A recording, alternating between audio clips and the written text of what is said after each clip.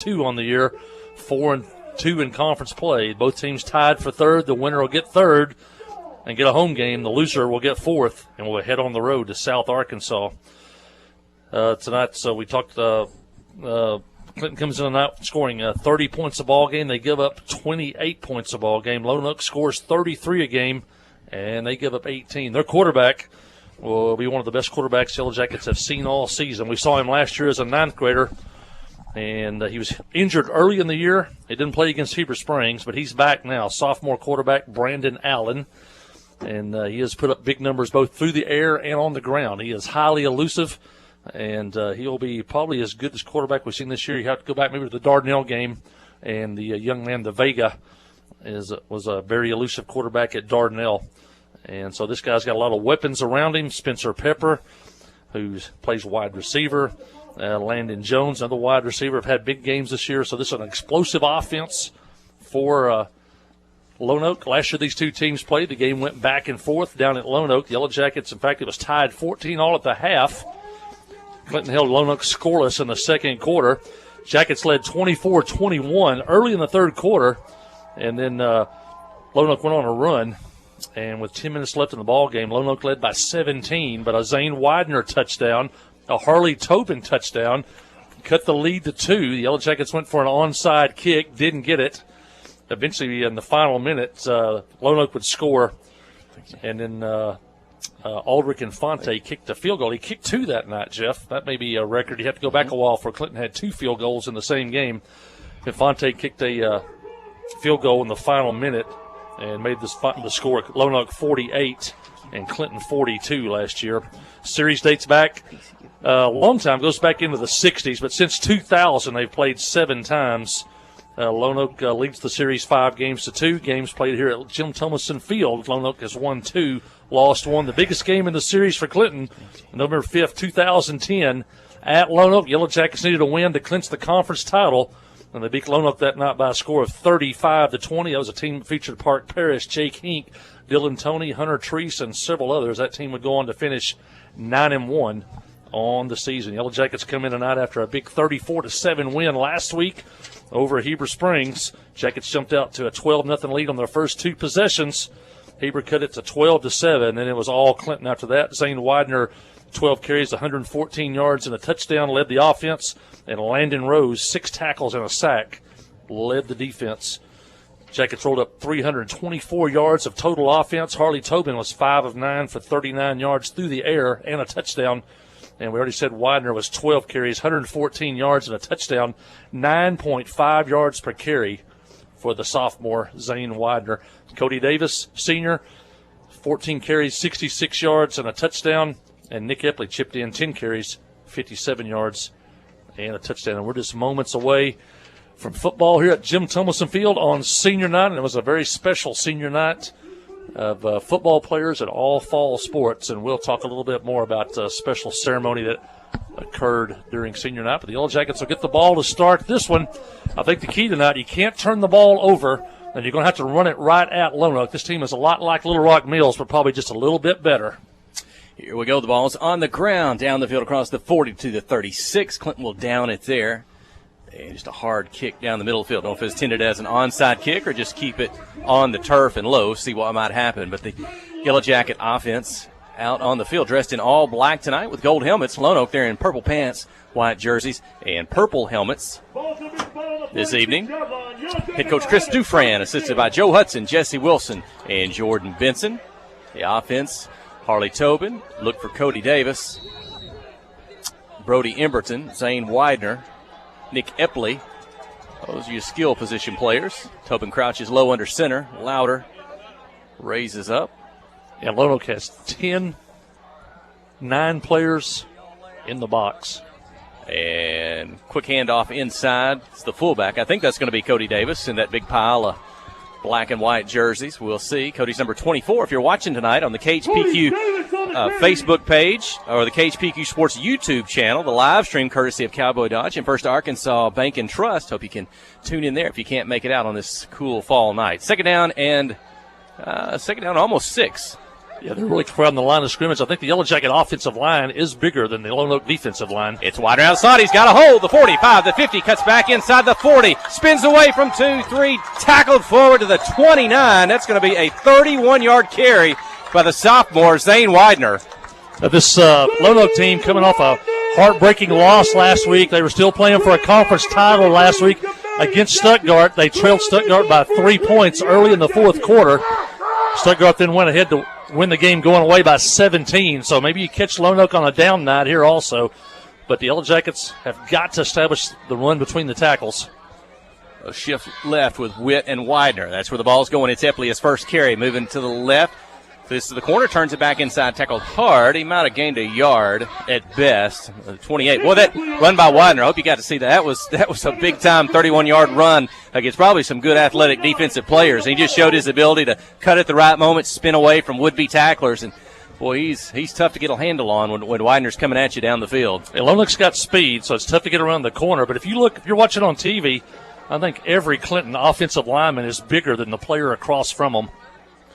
Quick handoff. Cody Davis on the right side, met just across the line. Another 1 or 2 yard gain. We'll see. We'll call it the 27. It's going to bring up 3rd and 7 for the Yellow Jackets. Maybe they're in 4-down territory if they don't get it on this down. Look for them to go for it on 4th. Yeah, it was just a year ago when Zane Widener played on a Thursday night. And then the next night he plays his first varsity game against Lonoke. Came in, had a huge sack coming off the corner on defense, and later scored his first varsity touchdown in the fourth quarter. Tobin crouches low, give. It's Widener getting out of the slot, moving right to left, looking to turn it up. Can't do it. Shakes it to the outside, lowers his shoulder, gets up to about the 21, if not the 20, and we'll see. Might be a yard short of a first down, or within a yard. We'll see. Well, it's further than that. They'll put it at the 31, and that looks to be about fourth and a long 2, if not 3. Yeah, big play early in the game. Yellow Jackets would love to get on the board first. Put a little bit of pressure on Lonoke. Yeah, let's see what the play call is here. They're on the near hash on the home side. Tobin's under center. Wing T set. Quick snap. Handoff. Davis inside. I don't think he's going to make it. I think he got a yard to the 20. And I think that's going to leave the Jackets a yard short. It looks like the ball is going to go over on down. So the Jackets had a quick snap, trying to get it on the left side, but just coming up just a bit short. It looks like I don't know, the field, I didn't walk the field before the game. It looks like everybody's kind of tiptoeing a little bit out there. This is definitely the coldest night of the year that the Yellow Jackets have played. It's going to dip down into the 40s before this one's over, but the Jackets come up about a half yard short, and now Lonoke on the field with their high-powered offense. The Yellow Jackets got to be wary of the quarterback. Looks like they're going to rush with 3. And they'll split 3 receivers to the left, 2 on the right. That's the short side of the field. Empty backfield. Allen will be in the shotgun. He's got a heel on the 15. Takes the snap. Quick pass, left side. 2 receivers block, making a catch, making a move through the defense up to the 30-yard line, and it'll be close to a first down. And this is a night that's very important. They have to make a lot of open field tackles, and they're not easy. Once they make that initial contact, you've got to make the tackle. That time we made some initial contact after a couple of yards, but didn't make the tackle. Turns into a 9-yard gain. Official puts it down at the 29. It'll be 2nd down and 1. Now single back behind Allen. Pass, slant on the right side, caught. First down. Across the 35. Knee goes down at the 37. Jackrabbits' first down of the ball game. Flag thrown, maybe a face mask on Clinton. There's a penalty flag on the play. And that's the call we see from the head official. A face mask. Let's see if that's going to be a 15-yarder. They're going to mark it off from the 38 and put it down at the 43. So only the 5-yard. We saw Allen last year as a freshman. He can throw the football. He can. Well, I mean, throw the football. He can throw it downfield. We've only seen the short stuff so far. And there's a flag before the snap of the football. The players are lining up, and they've already got a false start. I don't know if that's on the center or. Last week Allen was 13 of 20, 89 yards and a touchdown passing, but he also ran 77 yards and scored 2 touchdowns against league leader Stuttgart. Against CAC, he was 8 of 10, 163, and 3 touchdowns running. and passed for 72 more and 2 more touchdowns. So he is all the offense runs through Brandon Allen. 9:07 to go in the opening quarter. Jackrabbit shotgun snap. Put it in the belly, up the middle, met behind the line of scrimmage, but going to weave the way through the black jerseys back to the original line of scrimmage after the penalty. It's a pickup of 5, and that'll make it second down and 10. The sophomore there, Jackson Eagle on the carry. Jackets pretty much at full strength, other than Nathan Witt still out. And we've also moved up some 9th graders tonight. Allen's going to take the snap, roll to his left, had the option to run or pitch. He turns it up inside, gets across the 45. We'll call it a pickup of about 2. And that's going to rep third down and 8. Let's see if the Yellow Jackets can get a stop on the Lonoke side of the 50. Good tackle by Davis that time. Now an early big third down for the Yellow Jackets. Empty backfield. And we're looking got to be careful. You got to rush upfield, but not cross over. You cannot let him get out of the pocket. 12 seconds on the play clock. 3 receivers on the right, 1 on the left. Looking to pass, going to throw it. Caught out behind the line of scrimmage. Got a hand on, got a second, got a third, maybe a fourth. Yellow Jacket going to make the tackle behind the line of scrimmage. A loss of 2. Looks to be back at about the 43-yard line, and that's going to bring up 4th and 10 for the Jackrabbits. They're quickly going to get back on the line of scrimmage. Good job by the Yellow Jackets. They threw the wide receiver screen. And the Yellow Jackets, given that 6-7 yard cushion, that actually helps against that screen pass. They stayed home, made the tackle, and now Lonoke looks like they're going to punt the football. He'll swap Allen for a punter. Still 12 seconds on the play clock. There's the snap. The kick from the 36. Short kick down the middle of the field. But it will bound to the 27. Yellow Jacket offense there when we return. You're listening to KHPQ in Clinton High School Sports. You know, life here wouldn't be the same without a sense of community. This is a wonderful place to live. The home of the Chuck Wagon races, Greers Ferry Lake, and of course, Joe Lee Chevrolet. You know, Joe Lee Chevrolet is famous for fairness, honesty, and square dealing. Now for 4 generations. Sure, you can buy a new Chevrolet car, truck, any other place, but this isn't anywhere. This is home. They invite you to come on down to Joe Lee Chevrolet, where they have large rebates and incentives plus low interest rates. Joe Lee Chevrolet, Highway 65 South in Clinton. The Blagg Law Firm is a proud supporter of Clinton High School Yellow Jacket sports. When you need an attorney, call the Blagg Law Firm. Whether it's an injury accident, criminal defense, DWI, family dispute, or Social Security disability, Ralph Blagg believes in equal justice for all. Located on Court Street in downtown Clinton and on the internet at blagglaw.com. The Blagg Law Firm, a proud supporter of Clinton High School sports.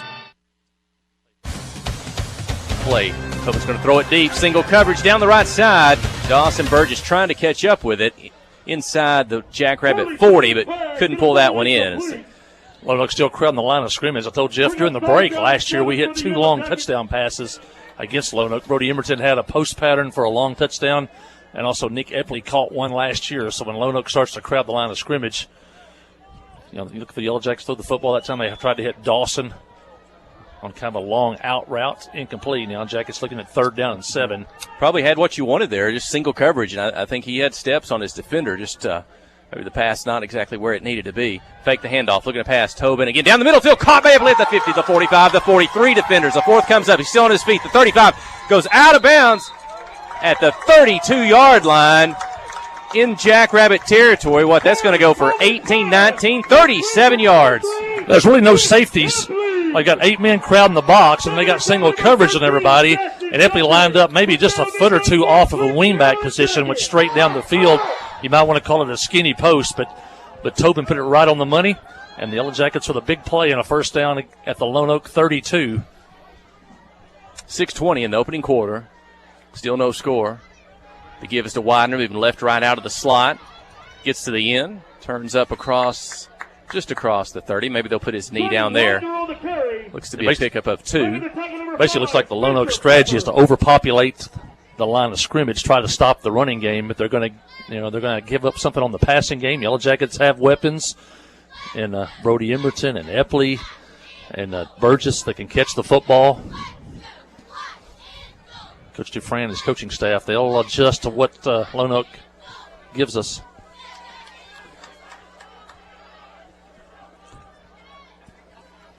Line shift to the left, and the football's coming that way with Epley.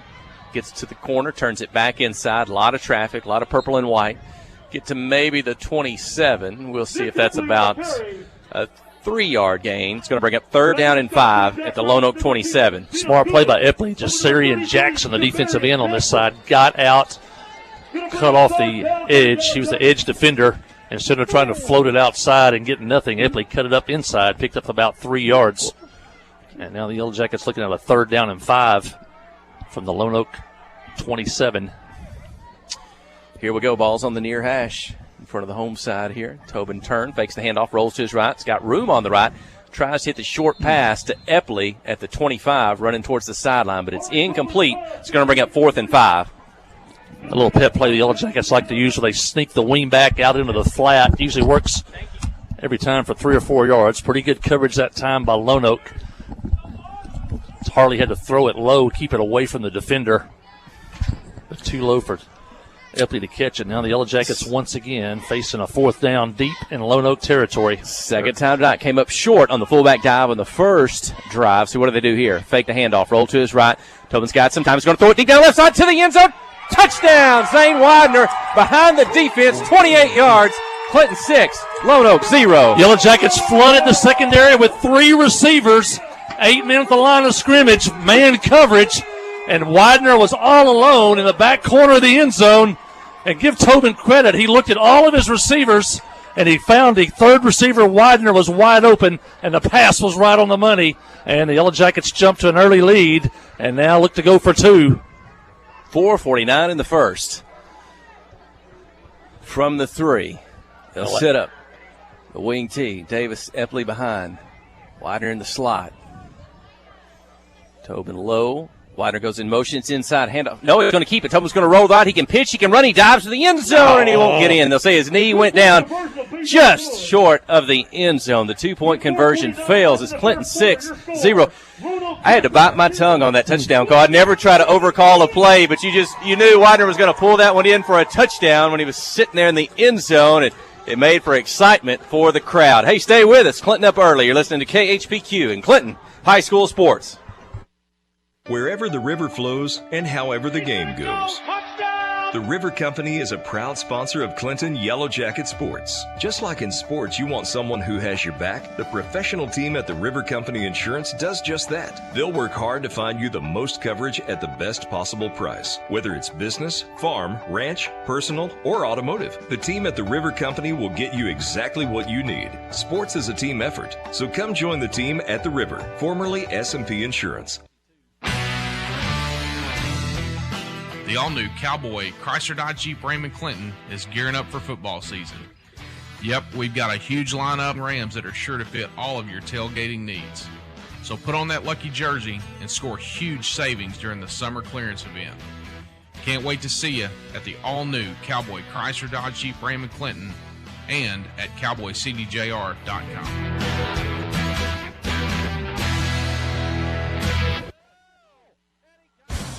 A kick is successful. Widener with the kick on the bounce off the hands of the Jackrabbits. They're going to recover it at the 44-yard line. Wow, you couldn't have threw it out there. You couldn't have rolled it out there any better than that kick was. It went about 12 yards and it popped straight up in the air. And then the Yellow Jackets raced down there first. It was a battle between a Lonoke player, I guess, and I don't know who ended up recovering it on our side here. But the Yellow Jackets have it at the 46. Told Jeff during the timeout we probably need to at least steal one possession during this ball game on an onside kick, and they get one here. Jackets got 2 last year at Lonoke. Here we go, back in business at the Lonoke 46-yard line. Shotgun Tobin. He's going to pitch it back to Epley on the move. Nick wants to pass. Now he's going to tuck it. He's being chased. He get across the line of scrimmage to the 45. Still on his feet, trying to shake him off. Back to the left. He'll end up at the 44. 2-yard pickup. He ran from one side of the field to the other. Tobin was in the shotgun. He took some steps to his left on the run, pitched it to Epley coming back the right. One to pass, but just didn't see the receiver open, I guess, and ended up picking up 2. A lot of times teams, after a big turnover, a big emotional play, then like try to go for the home run there. And Jackets did with a halfback pass, but give Lonoke credit for staying in pass coverage. And now we look around and we see now 4 guys in the secondary. I think Lonoke has decided we can throw the ball a little bit. There's Widener out of the slot. He gets around the end, had a block 40. Gets low, still on his feet, driving. He'll take 2 defenders across the 35. The football ends up at the 34. And we'll look for a flag. There's a flag. But for that, that was going to be a first down. I thought earlier there was a block in the back on this side, and they didn't throw a flag. And then once he was tackled, then they threw the flag. And that's what it's going to be, a block in the back to the Clinton 48. But Lonoke put 4 guys in the secondary that time, respecting now Clinton's ability to pass the football. And that takes another 1 or 2 players out of the box. And you saw Widener that time gets other than the penalty, it was a 10-yard run. It was 2nd down and 12. Tobin fakes the handoff, rolls to his rest, stops, plants, has time down the middle field. Burgess reaches a handout near the 15 and just needed a little bit of a step, couldn't pull it in. I think Dawson might have, I don't know if he slowed up just a little bit, maybe trying to do a little dig route. And Tobin threw it deep. It was just about a step over his head there. Now the Jackets facing a 3rd and 12, but Jackets have really uncorked the passing game here early in the first quarter. Tobin's in the shotgun. It's Cody Davis to his right. He's going to take the snap. He's going to roll. He's hit. He's driven to the turf. Back on the Clinton side of the 50, back at the 44. Coming at him from the left. I'm not sure exactly when he saw him or if he did, but he's going to make the sack and put the Yellow Jackets at 4th and 20 at their own 45. Jason Lynch is not here tonight. If you've noticed, and if you're in the crowd, the music's a little bit different, but Jason Lynch is up in South Bend, Indiana, seeing his beloved Notre Dame Fighting Irish. I think playing Navy tomorrow, but he is listening and watching in tonight all the way up in South Bend, Indiana. Maybe we can pull one out for you tonight here, Jason. Here we go, kick. Good kick down the field. Inside the 25. Going to return in a good open field tackle at the 29-yard line. He'll even help him up off the turf. That's Cody Davis on the tackle. So still no Clinton up by 6 in this one with 2:53 remaining in the first quarter. The Jackrabbits with the football at their own 30-yard line. Ball's going to be spotted at the 30-yard line. Jackets. Ball, 1st and 10. First score came on a 73-yard drive. Pass from Tobin to Widener for the touchdown. Yellow Jackets recovered the onside kick, but couldn't take advantage of it. And now Lonoke has it for the 2nd time tonight. Jackets forced them to punt on their initial possession of the ball game. Jackets still rushing with 3. That's Ashton Hoyle, Josh Witt, and Jarrett Brown. Hand off to the left side, and maybe a face mask, or you saw a hand go up around the neck or the shoulder pads. The Jackrabbit kind of swing around just a little bit as he carried the ball forward.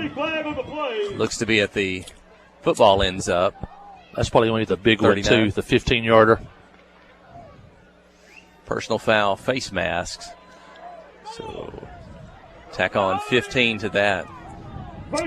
That'll move the football across midfield all the way up to Yellow Jacket 46. Be good for a Jackrabbit first down.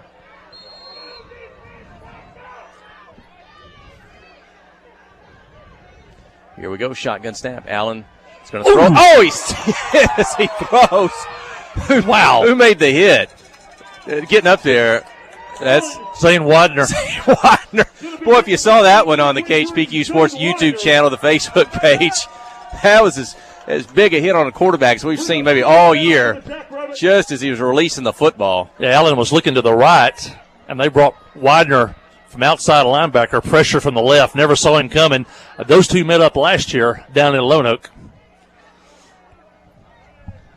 Here we go. Inside handoff. Big pile up.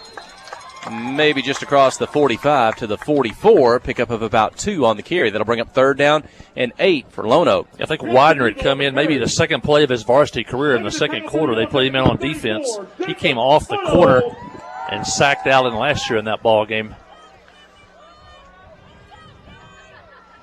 Play clock at The 20. Yellow Jackets have done a good job keeping Allen in the pocket. He hasn't been able to scramble yet so far. Shotgun. He's going to take it. He's going to roll. He can pitch. He can run. He pitches.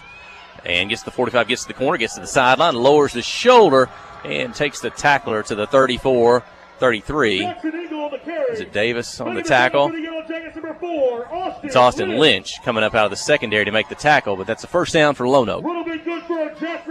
Austin Lynch in the secondary, along with, who else we got? Spencer Bannister, Nick Epley. Quick snap. Allen's going to go up the middle. He's going to keep it himself. Now he breaks to the left. He's dangerous. He's trying to get to the sideline, trying to get to the end zone. Tackled maybe inside the 5. That's a long way from a broadcast position, but he gets loose for the first time tonight. It'll be 1st and goal for Lonoke. Yeah, they emptied the backfield. 3 receivers lined up on the right, 2 on the left, and it was just a quarterback draw. And they're going quick to the line, quick snap, but the official's going to blow it dead. I'm not sure if the down marker had time to get set. Those last couple plays, they played quick. Maybe trying to not give the Yellow Jacket defense time to figure out what they want to do. Allen's in the shotgun. He's going to keep it himself, get to the left side. Off tackle, behind the tackle, touchdown. Lonoke 6, Yellow Jackets 6, 1:25 in the first quarter. Allen, 2 keepers, 1 for 43 yards and 1 for 1 yard. It puts Lonoke on the board. Lonoke will go for the extra point here, trying to take the lead with 1:25 left in this one. Yellow Jackets did not take advantage of the onside kick. And now Lonoke drives 71 yards for the touchdown.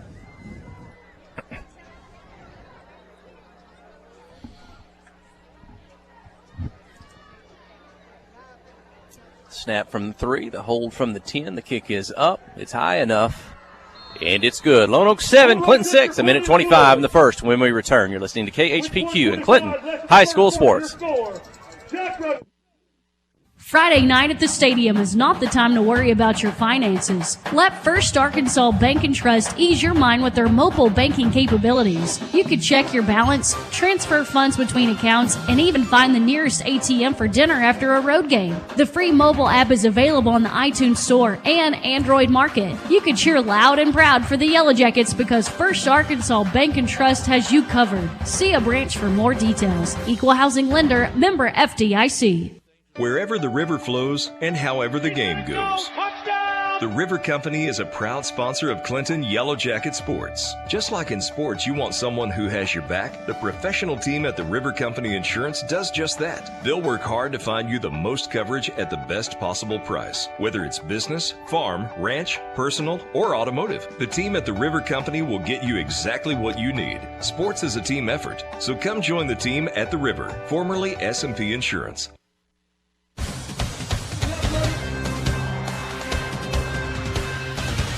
Jackrabbits will keep it low on the turf across the 40, maybe the 41. Yellow Jackets will have it. Relatively good field position for the offense.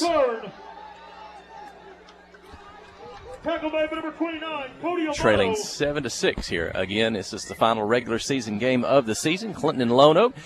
Team sitting in 3rd and 4th place in the conference. Well, the winner gets 3rd. The loser's going to finish 4th. They're both going on to the playoffs. 3rd place gets a home game. Boy, we'd love to come back to Jim Thompson Field next Friday night. The loser of this ball game is going to go on the road. Maybe we can see if we can sort some of it out with you before the night's over. Look at some scores from around the state. Handoff from Tobin. Fullback. Is that Davis with a carry? It is Cody Davis. Looks to be at the 41, a 1-yard pickup. Check it out. Offensive line is bigger. But there's about 8 defenders up there, so they're having to, those linebackers in are filling those holes we usually use on the trap plays, but that leaves single coverage on the outside. Fake handoff, quick pass, caught. Is it Bannister and Epley on the catch out line of scrimmage, maybe a yard deep. They'll say what is forward progress, just at the 41. So no gain. It's Nick Epley on the catch. It's going to be 3rd and 9. Good touch by Harley Tobin getting the football out there. Snap clock and game clock are pretty much in sync. 15 seconds left on each one. Empty backfield for Harley Tobin. 5 receivers in the pattern. Slant across the middle. Emberton caught, makes a move. 45 spins, goes down. He may have got across the 48, maybe the 49. That's going to bring up 4th and short for the Yellow Jackets. It's going to be 4th and looks like 1 at the 49-yard line when we return. Second quarter starting. You're listening to KHPQ in Clinton High School Sports. You know, life here wouldn't be the same without a sense of community. This is a wonderful place to live. The home of the Chuck Wagon Races, Greers Ferry Lake, and of course, Joe Lee Chevrolet. You know, Joe Lee Chevrolet is famous for fairness, honesty, and square dealing. Now for 4 generations. Sure, you can buy a new Chevrolet car, truck, any other place, but this isn't anywhere. This is home. They invite you to come on down to Joe Lee Chevrolet, where they have large rebates and incentives plus low interest rates. Joe Lee Chevrolet, Highway 65 South in Clinton. Life is better with football and with First Security.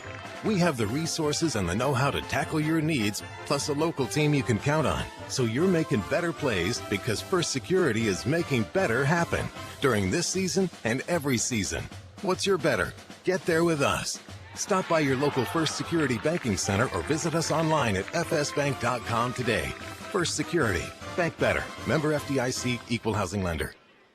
Friday night at the stadium is not the time to worry about your finances. Let First Arkansas Bank and Trust ease your mind with their mobile banking capabilities. You can check your balance, transfer funds between accounts, and even find the nearest ATM for dinner after a road game. The free mobile app is available in the iTunes Store and Android Market. You can cheer loud and proud for the Yellow Jackets because First Arkansas Bank and Trust has you covered. See a branch for more details. Equal Housing Lender, member FDIC. Well, how about that? 4th and 1 at the 49. The Yellow Jackets go for it. It's Harley Tobin on a quarterback sneak up the middle. He gets it. Now we're at the Jackrabbit 49. First down. Tobin's in the shotgun. Puts it in the belly. Double handoff in the backfield. Widener ends up when he gets to the corner. Turns it up across the 45. Drives to maybe the 42. A pickup of about 7 on the carry. 3 times tonight, the Yellow Jackets has gone for it on 4th down already as we just start the second quarter. Maybe I've been watching the Ole Miss football lately. Right? The Lane Kiffin philosophy. Maybe the analytics say you're going to go for it. Head coach Christopher Friends, aggressive tonight. He wants to keep his offense out on the field, and so far they've done well. That tells you how big a game this is tonight. Under center, inside handoff, got some room into the secondary. 40, 35, Davis all the way up to the Jackrabbit. Looks to be about 27. A pickup of 16 on the carry up the middle. They got behind Big Louder. I think that time went right off his right shoulder. Then he got into that second level, and there is not much of a secondary to come up and help. And so that big yardage that time once you got into that second level. Back under center. The give. Inside. Up the middle, maybe a yard or 2. I don't know. Looks to be maybe the 23. Cody Davis on the carry. Cody Davis, the carry. He's picking up the carries tonight. We'll have to check in with Coach Matthew Post at halftime and checking some stats for us. Coach Matthew Post will be busy tomorrow. He's got the junior girls game at 12 noon, and you got a senior girls game at 4 o'clock tomorrow here at the arena. Junior high tournament up at Marshall. We'll talk more about that probably at halftime, but basketball season kicks off tomorrow. Junior high action. Second down and 7. Give the wide round slot right to left. Got a couple of blockers. Turns it up inside. Kind of lost his footing a little bit and had to dive forward. That dive will give him a couple of yards, maybe to the 21. Lonoke's been able to hold the edge with those extra players, so we're having to cut it up inside. Widener got what he could get, cutting it up inside the tackle. And the Yellow Jackets now looking at a 3rd and 6. 9 minutes, 38 seconds in the second quarter. Clinton trailing 7-6.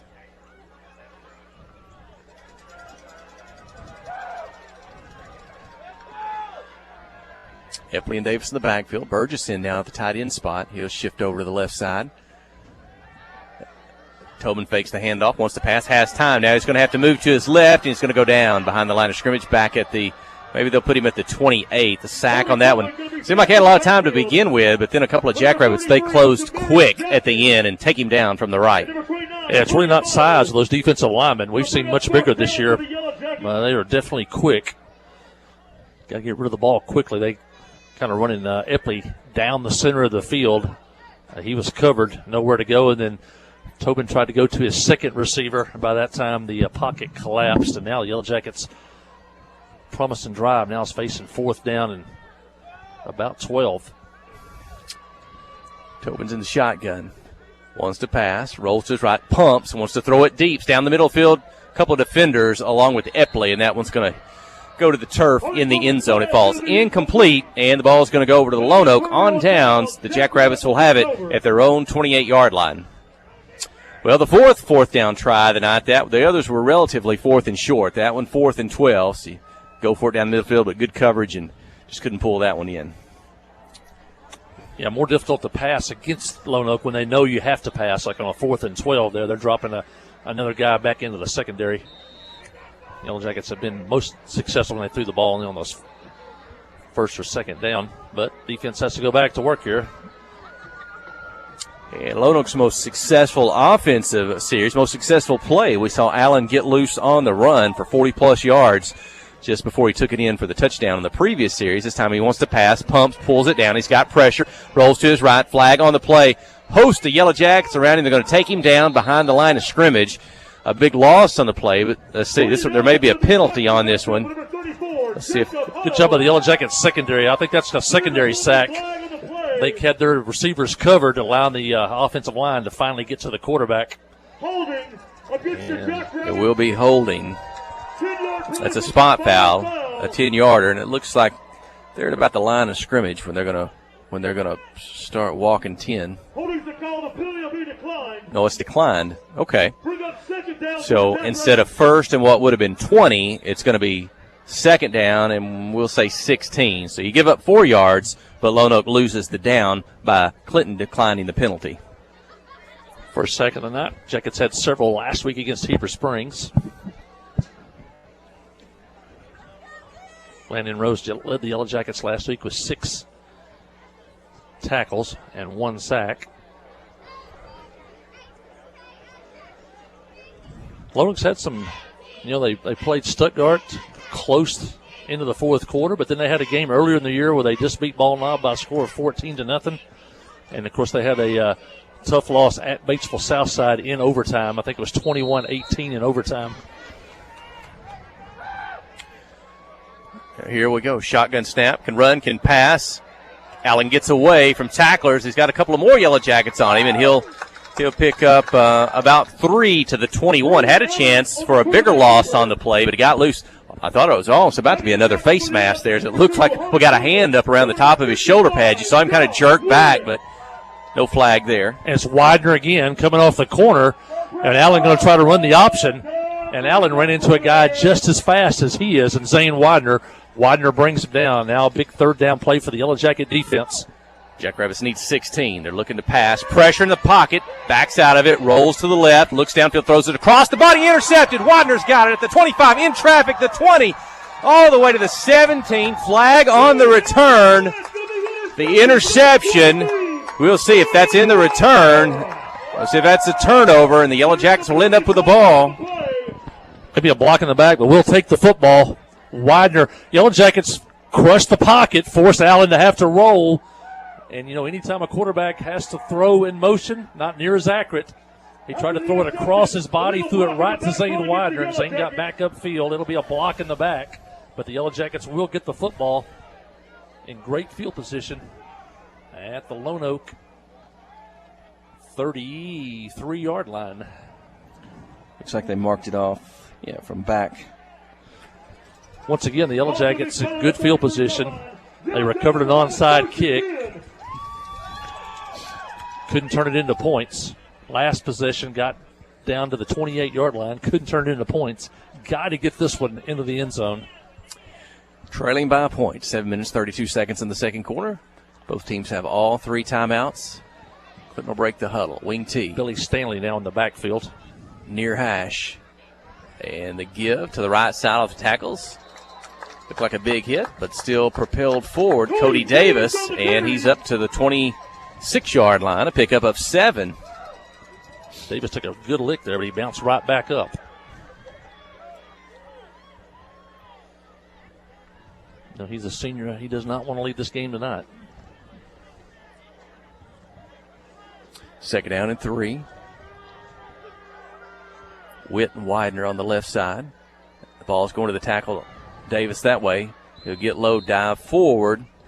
And it looks like he'll get to maybe the 23, pick up about 3. Let's see if it's good for a first down. Yellow Jackets overloaded the left side of the line of scrimmage that time with a couple of tight ends and a wing back. And, man, it's going to be a first down. There you go. That run will be good for Clinton. At the Jackrabbit 23. Billy Bannister, I think one of the chain gang over there. I visited with him yesterday. His son Spencer Bannister, number 7. We might see some carries by Spencer before the night's over. He's a sophomore speedster. It's the senior speedster. Nick Epley makes a move, makes a shake, and he'll get across the 20, maybe the 19 or the 18. Goes Epley. Carlos Nava with a good block to spring him free. Jackets get 5 on first down.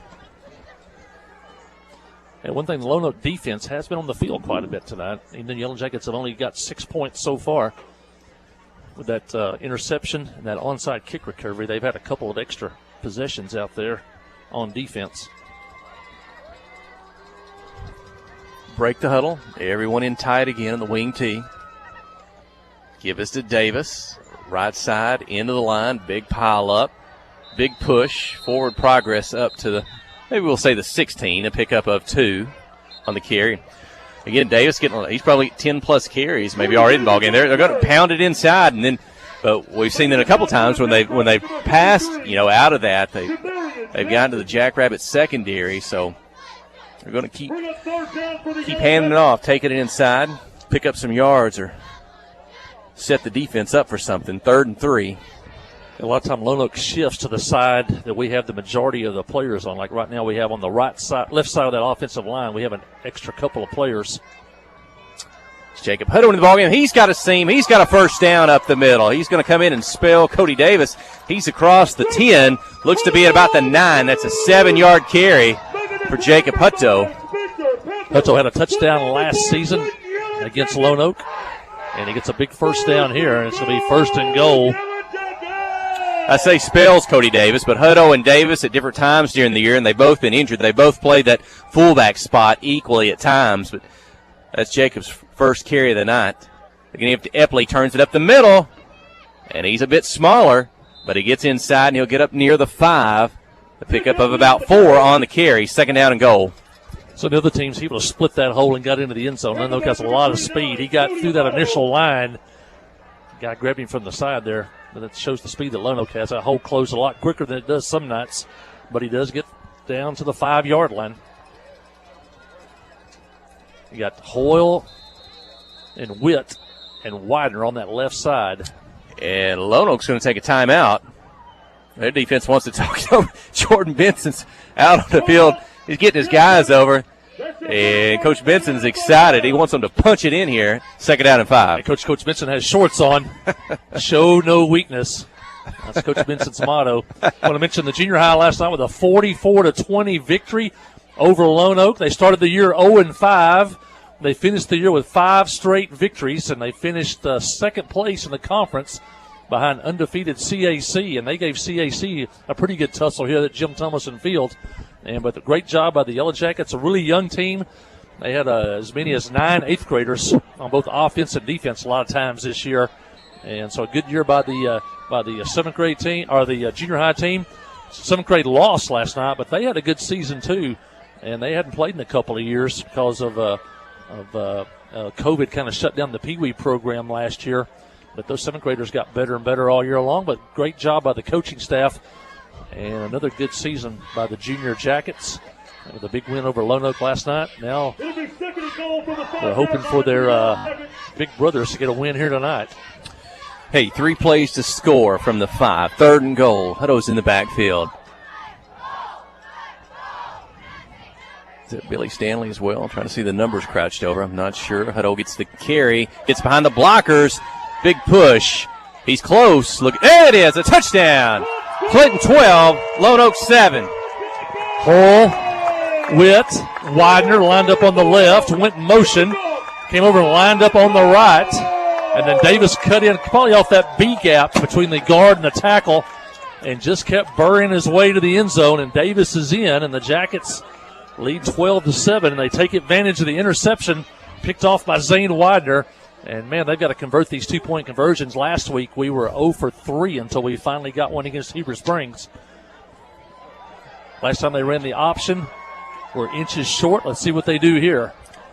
Looks like they're going to go heavy right, then they're going to shift heavy left with Hoyle, Witt, and Widener on that left side. That's what Hutto starts that way, turns it back inside, and immediately the Jackrabbits take him down. The 2-point conversion fails, 12-7, 4:05 when we return. You're listening to KHPQ in Clinton High School Sports.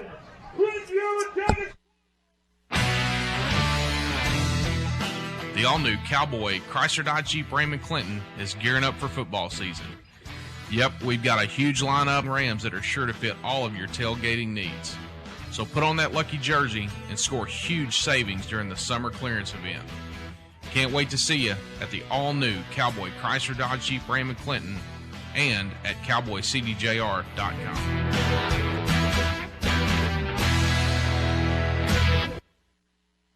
Friday night at the stadium is not the time to worry about your finances. Let First Arkansas Bank and Trust ease your mind with their mobile banking capabilities. You can check your balance, transfer funds between accounts, and even find the nearest ATM for dinner after a road game. The free mobile app is available on the iTunes Store and Android Market. You can cheer loud and proud for the Yellow Jackets because First Arkansas Bank and Trust has you covered. See a branch for more details. Equal Housing Lender, member FDIC. Jackets drive 33 yards after the Zane Widener interception. Cody Davis goes over from 5 yards out. Jackets lead 12-7. 4:05 left in the first half. Had a successful onside kick on the previous opportunity. What will they do here? Will it be Emberton or Widener that will kick it? It'll be Brody Emberton. They'll kick it hard, kick it low. It'll get inside the Jackrabbit 40. Picked up there. And coverage team does a good job keeping it there. And Lonoke will have it at the 38. They have 2 timeouts. There's 3 minutes, 59 seconds remaining here in the second quarter.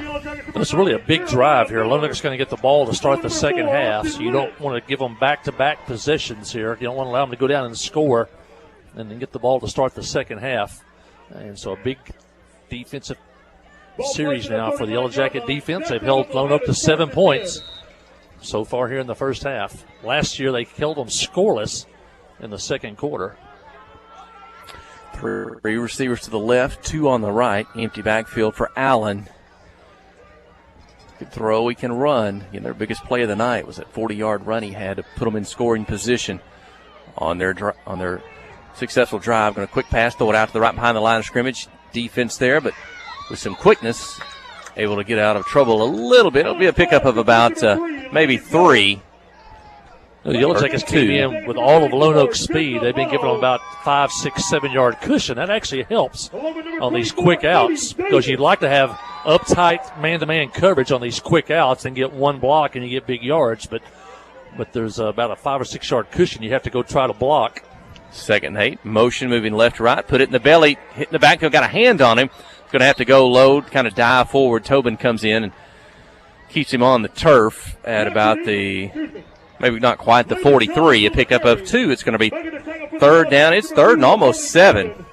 Yeah, tried to run the jet sweep, used their speed. Widener didn't tackle him, but he got him by the jersey and slowed him down. And now here's a 3rd down, 7 for this Yellow Jacket defense. Zane's an outside linebacker for the Yellow Jackets, just to the right of Josh Witt. Nick Epley jumps in like he's going to blitz. Now he'll drop back. Allen's in the shotgun, empty backfield, looks to pass, pressure. He's going to step up, he's going to run. 45 to the sideline, out of bounds at the 50. It should be good for a 1st down as he'll get to the Yellow Jacket 49-yard line.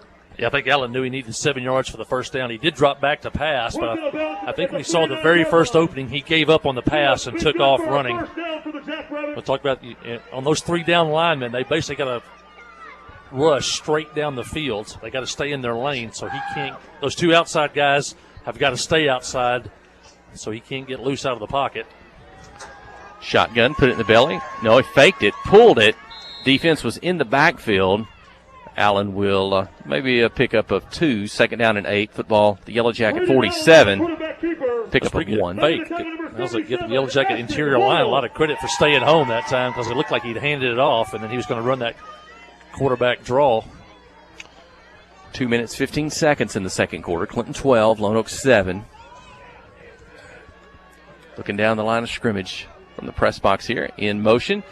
Kind of pitches it to him. Met behind the line and dropped. A loss on the play. Cody Davis on the tackle. And that's going to put it back on the other side of the 50 at the Lonoke 49-yard line. And the play by Cody Davis was that he blew up that corner blocker, that defensive tackle. He fought him off, and then he met the jet sweep handoff, the running back, head on right there and made the tackle. But the play was made by Cody Davis by beating that blocker on the edge. That blocker's supposed to seal him off and give that running back a chance to get around the corner. Allen, the shotgun wants to pass. Zips it down the sideline. Battle for it. Oh. Incomplete, but maybe defensive pass interference coming up. Wow. Down at the 35-yard line. We're a long ways away from that, but that looked like a terrible call from here as both players are battling for the ball. An official 5 yards away from it did not throw a flag, and one down at the 20-yard line threw a flag and bails Lonoke out and gives them a first down. And that moves the football to the Yellow Jacket 36 with 1 minute 29 seconds remaining. Lonoke with 2 timeouts. And the Clinton coaching staff giving the official on the near side an earful, but it was the official on the far side of the field that made the call. That looked like 2 players battling for the pass. Neither player gained an advantage. Shotgun snap, deep down the middle, behind the defense, caught. Touchdown, Lonoke, 36 yards. Jackrabbits, 13, Clinton, 12.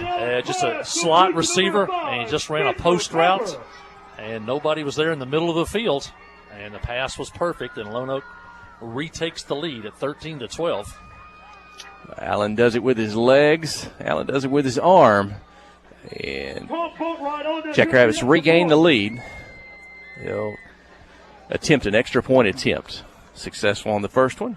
We'll see the snap, the hold, the kick is up.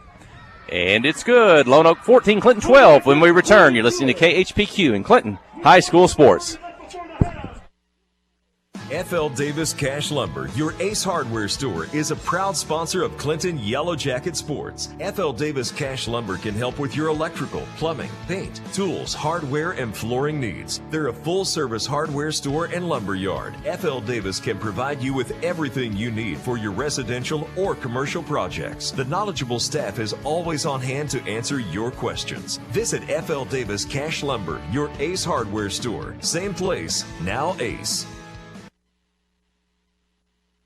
Steve Good at Goods Cash Savers says you can learn a lot about life by playing sports. You may never be the biggest or the fastest, but you can always try to be the very best and give 100%. And that's what they do every day at Goods Cash Saver. Even though they don't have the biggest building, they try to have every item that you might need in groceries. They also overachieve every day in their meat department. So when you're looking for a place to shop, give Goods Cash Saver a try. A supermarket that cares about you and your community and says, go Yellow Jackets.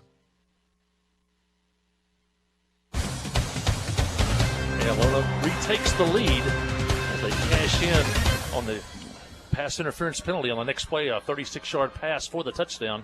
And now the Yellow Jackets have the football. Hey, they'll have a chance. It's Bannister, the sophomore, with it, the 20, the 25, and a good open field tackle at the 26. Clinton offense will have it there. There's 1 minute and 18 seconds remaining. 3 timeouts. Sometimes that seems like a lot of time in a ball game for a Chris Dufran offense, but we'll see here what the Yellow Jackets want to attempt to do here as we're nearing the end of the first half. I told Jeff during the break we got to go to the length of the field. We don't have Aldrich and Fonte this year. Aldrich had 2 field goals against Lonoke last year. You could get down near the 20-yard line and you could score. The Yellow Jackets will have to cover the distance here.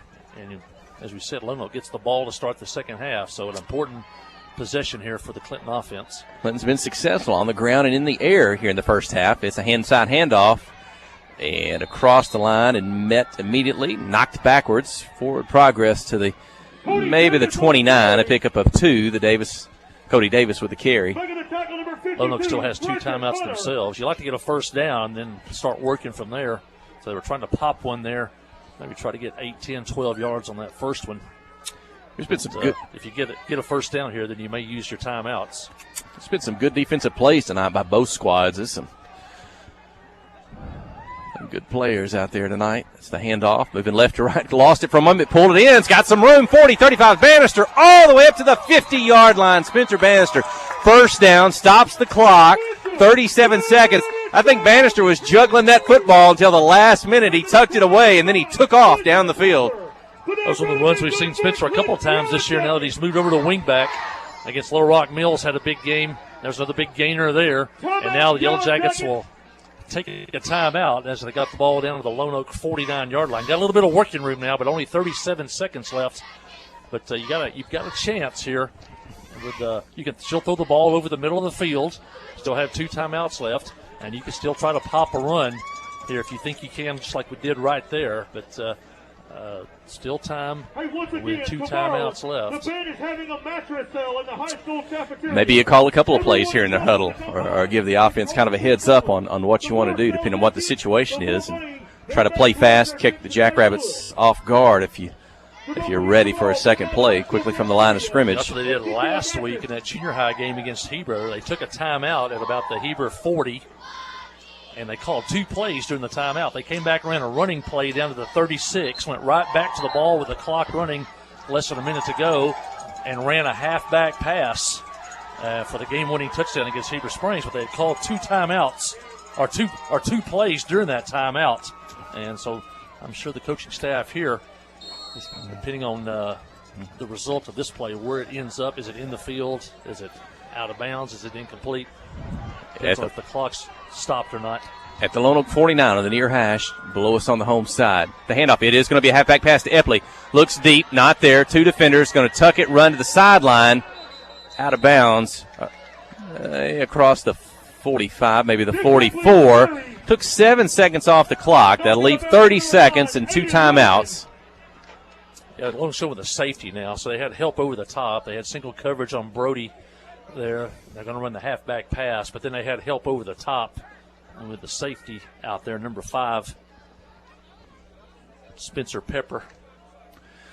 The split Brody Emerton wide left on the wide side of the field. A wing tee here from the near hash with Widener in the slot. Quick pass left side. Emerton just letting him kind of catch yards after the catch. Got to get to the sideline, tackled out of bounds. First down up at the Lonoke 35-yard line, 23 seconds remaining.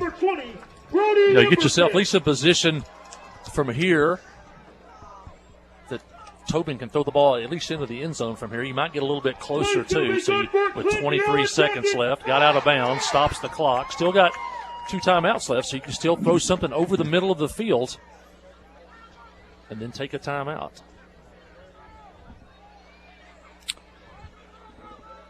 And Coach Chris Dufresne will send the play in with Emerton. Going to be under 10 seconds of the play clock. They have to get the line quick on this one. They took a little extra time. 5 seconds. Uh-oh, they got a hustle. Louder's there. He's ready to snap it. 3, 2, 1. Will they get it off? They'll call timeout. Try to save the 5-yard penalty and just couldn't get there.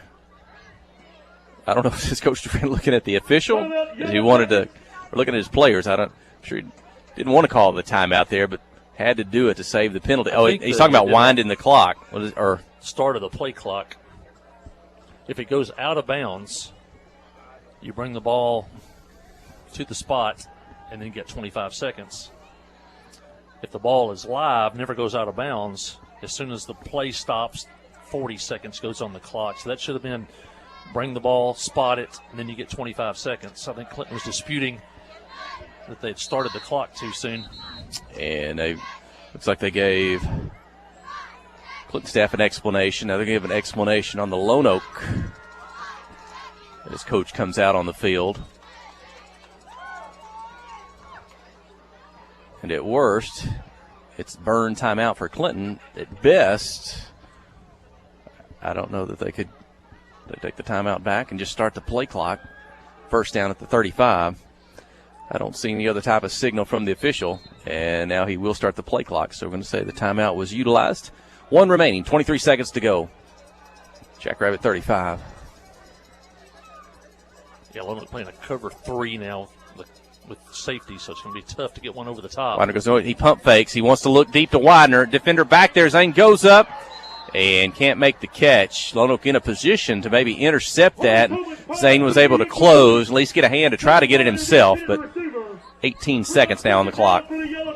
Yeah, Widener had to play the defender there, knock it away. It's going to be intercepted. A good job by Zane to knock it away. Live to play another down here. Like I said, they went with 3 safeties that time, so it's going to be hard to get anything behind them. Maybe something underneath, and then maybe some run after the catch, and then call a timeout. Austin Lynch, he's one of the team captains tonight. He'll split wide right. Fake the handoff left, back to right. He wants to throw it back, though, to the left side. Throw it deep down the middle. And just a couple of steps in front of everyone as he had Burgess and a defender. And also, maybe that was Widener, just a little bit to his left. Incomplete. 12 seconds remaining. Third down from the 35. So we talked about earlier. At least they got the ball to the 35-yard line. Tobin can throw it into the end zone from there. Maybe you get a tipped, a bounce, and you come up with it. That time he did try to throw it into the end zone. Just didn't come up with it. And now, third down. The Yellow Jackets still have 2 chances from the 35. Still have a timeout in their pocket if you want to try to get the first down here. They'll split Davis and Nimberton out to the left, short side. Epley wide right. Widener's in the slot, and the Jackrabbits are going to take a timeout with 11 seconds remaining. 35. 14-12 is your score. Lonoke in front. The team's playing for the 3rd and 4th seed in the Class 4A AAA playoffs that will begin next week. 3rd seed gets a home game. Loser goes on the road. We'll have to check some scoreboard stats. Yeah, the winner of this game will host next week, and it'll either be Malvern or Ashdown. And the loser will be the 4th seed, and will head on the road to Arkadelphia next Friday night. And so a tough draw with Arkadelphia. Much more winnable game with Malvern and Ashdown. So we'd love to fill up Jim Thomason Field again next Friday night. We've had a classic game, hadn't we, with Ashdown here at Jim Thomason Field in years past. That year that Clinton won the conference in 2010 by beating Lonoke in the final week of the season. Ashdown came here 2 weeks later, and the Yellow Jackets, I think, fell down 22-0, and then came back and had a couple of shots in the end zone when the game ended with a chance to win that one. Tim Barnes' alma mater, the Ashdown Panthers. 11 seconds. Third down from the 35. Empty backfield. Thompson shotgun. He's got pressure coming from the right on the field. I don't know if Dawson Burgess got a hand on it, but it goes past him. Incomplete. 4th down from the 35. 7 seconds remaining. Yeah, he threw that quicker than he wanted to, and didn't get really a full follow-through either. He got pressure off this near side. He was fixed to be sacked, so he had to get rid of it quick and kind of short-armed it. And the Yellow Jackets did go for a pass over the middle of the field and try to get the first down there. Now it's 4th down, so you got to get at least 10 yards on this play to keep the drive alive, unless you go to the end zone here on 4th down. Brody Emberton brings the play in. He'll set up to the right side along with Nick Epley and Widener. Shotgun snap. Pressure. Tobin's going to get sacked at the 41. And just blitzing in quick from the left side. The Jackrabbits get there and had nobody to pick him up. Harley's going to be sacked. And that's going to leave 5 seconds on the clock here in the first half. Yeah, Lonoke brought pressure again. Same spot off the corner. The Yellow Jackets emptied the backfield, and so he got to Tobin before he could get rid of it. Lonoke will have it at the 41. I figure they'll take a knee here because they know they get the ball to start the second half.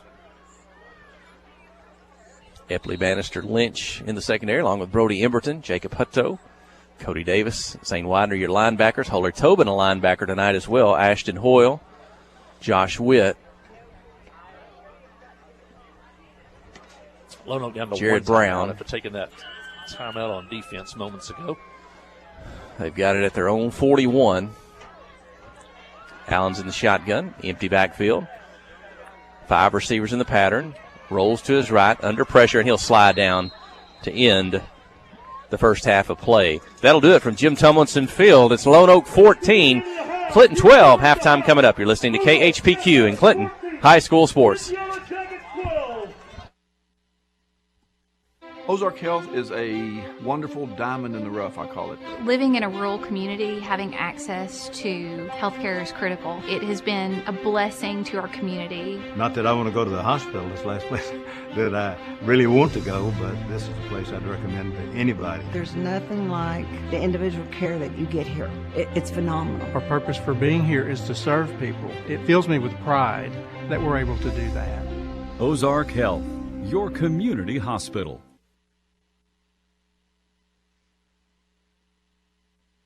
Conroe Regional has been the community's hospital for 100 years, providing high-quality, compassionate care. As our community continues to grow, we're growing alongside you to ensure all your healthcare needs are met right here in Conway.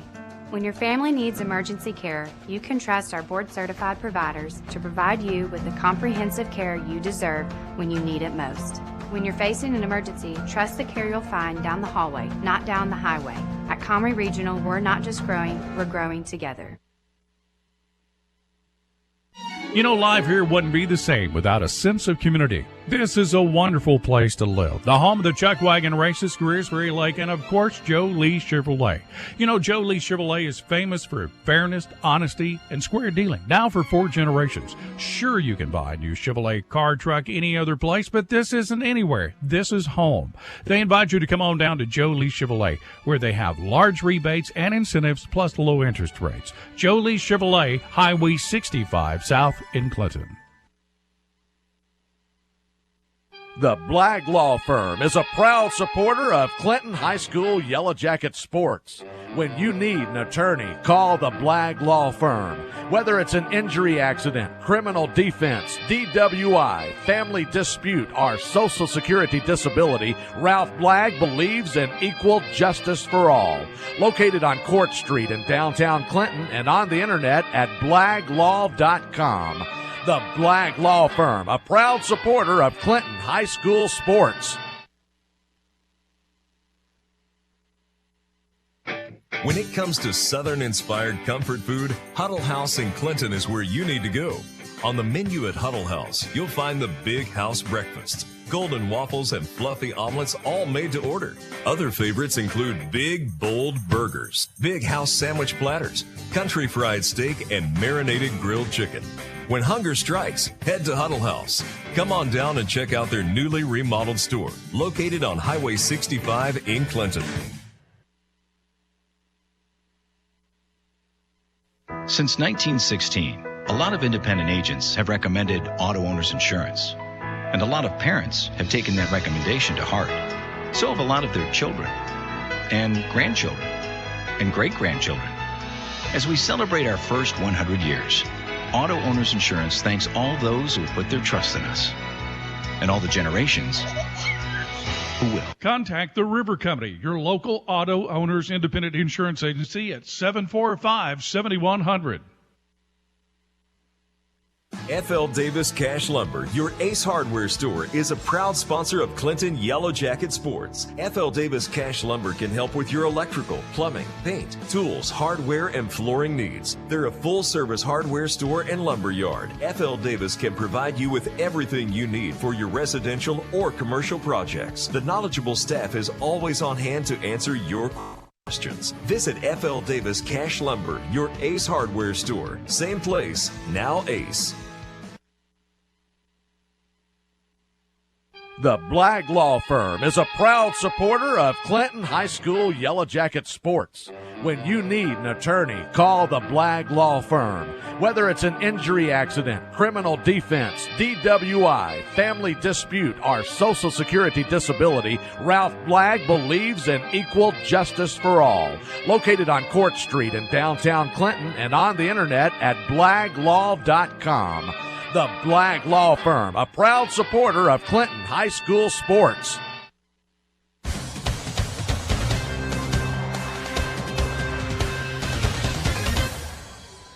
And Kelsey Robertson is our studio engineer, usually in downtown Clinton. I got to talk to her personally tonight to make sure that's her. Sometimes her dad, Ron Robertson, comes in, does the ball games for us, and I don't have my temperature pulled up right now on my phone, but it is a It's a cold night. Not the coldest we've played in before in years past here. I think we had a 20-degree game against Highland a few years ago. I think we talked about that a week or two ago here at the field. But folks are wrapped up tonight. They got their jackets on, their headgear on. There's even a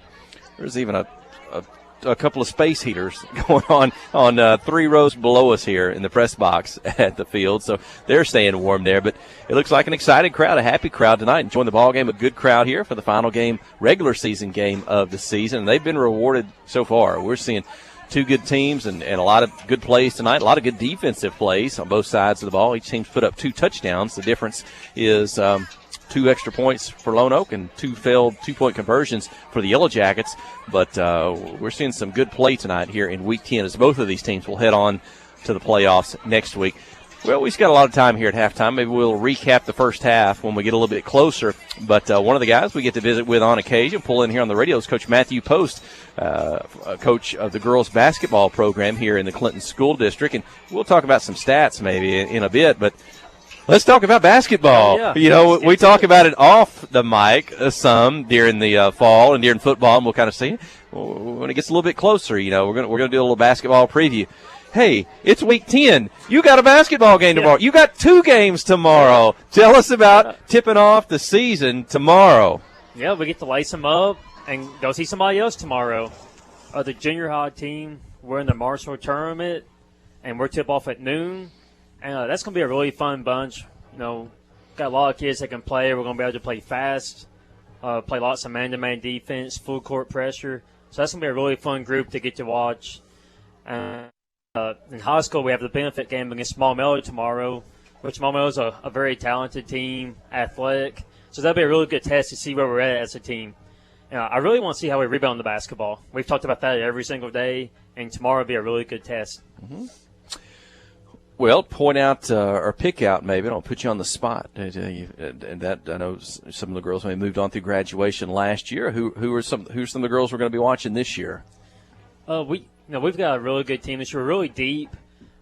Sydney's had a really good summer working in the post. Sydney Standridge. I think my dad saw her a couple weeks ago at church and said, "How tall are you now?" And I think she's up to 5'11" or something. Yeah, she told us she's grown a couple of inches. And she's really been working hard in the post, and now she can play kind of inside and out both. Kylie Laster's been working on her left hand, really good left hand. And like I said, all the guards, they're in the gym all the time. They're shooting the ball really well. And, Reese McDonald, I saw pictures of her all summer playing in summer ball and traveling around, and I'm sure she got a lot of good experience just in summer ball. Yeah, a lot of them look good this summer. Reese, Kinley, Katie played a lot of ball this summer. They've all gotten stronger, been in the weights. They've all grown a little bit. Katie McJunkin, you're referring to. We're going to lose her sister. Yes. Boy, Lacey Bell was fun to watch for 3 years, and those 2 girls complement each other well. A little bit different style of play and what they did and what they provided for their team. So we'll miss the homecoming queen, Lacey Bell, but we got 2 more years with Katie. Got Ashley James was homecoming queen this year too. Right, another one of your girls out there, yeah. Then we got a lot of senior post players: Ashley James, Maddie Gifford, Erica Sykes. You got, not to keep interrupting you, but you poke memories in my mind. We've talked about, we've been able to cover Yellow Jacket basketball this is our 15th season with Mike Holly and I for Sid King at KHPQ. And, some years we'd have a tall post player on the girls' side, maybe one at best. Some years we didn't have that post player. And we had some really good forward play, and we had some really good guard play, and we had some really good teams. But we might be missing that post play. Last year, I think you had 3 post players on what they could go that way. We've never had that luxury at school, so and you may have that many or more this year. Yeah, we've got a complete team. We've got guards, we've got post players, we've got speed. We're strong. I know you look at us and you're like, man, we look grown this year. We're strong, we're physical. If you can watch the post players in practice, they're extremely physical every single day. The guards are quick. I have to give a shout out to Coach McKnight. He's been doing our speed and strength 2 days a week, and it's really starting to pay off for the team. And like I said, I'm really excited about this bunch. I could go through and say something about everybody on the team because they all bring something to the table. Mm-hmm. So I'm really excited about it. Now, last year we used to talk about it, so I think it's probably the same this year. You didn't just hit the gym a couple weeks ago. You probably did. You start at 5 a.m., 5:30 in the mornings back in August or something, getting ready for the season? We started September. We started practicing at 5:50 to 7:30. 2 to 3 days a week. And the last couple of weeks we've gone 6:30 to 7:30, cutting back a little bit. But we know what we want to do, and now we're focusing in on what we want to be really good at. And like I said, I'm super excited about this bunch.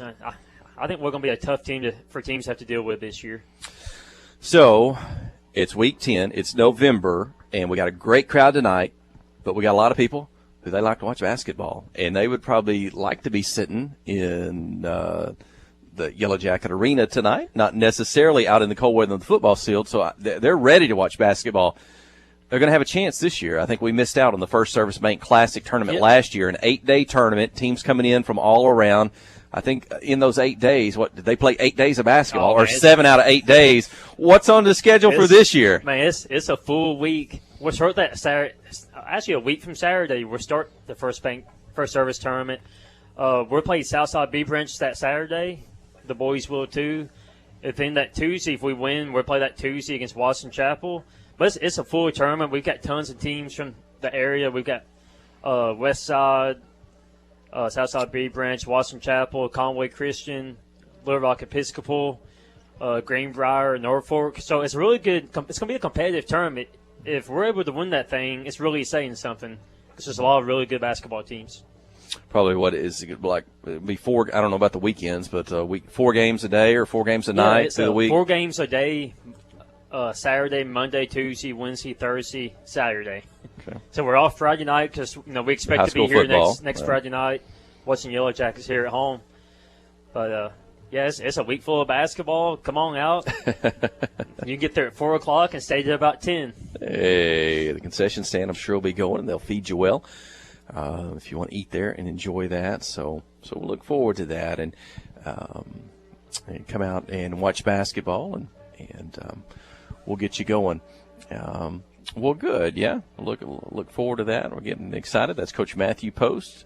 We'll have to get Coach Cole Gardner in when we can and give you a little preview on the boys' side of things and getting their season underway. And we'll look forward to that as well. The band's out on the field performing tonight, and I don't know if they may be looking to go to the playoffs too as well, and tonight not be their final marching night of the season. Yeah, and I've been able to drive the band this year, and, man, they do an awesome job. Mr. Nathan Andrews, he does an unbelievable job with this band.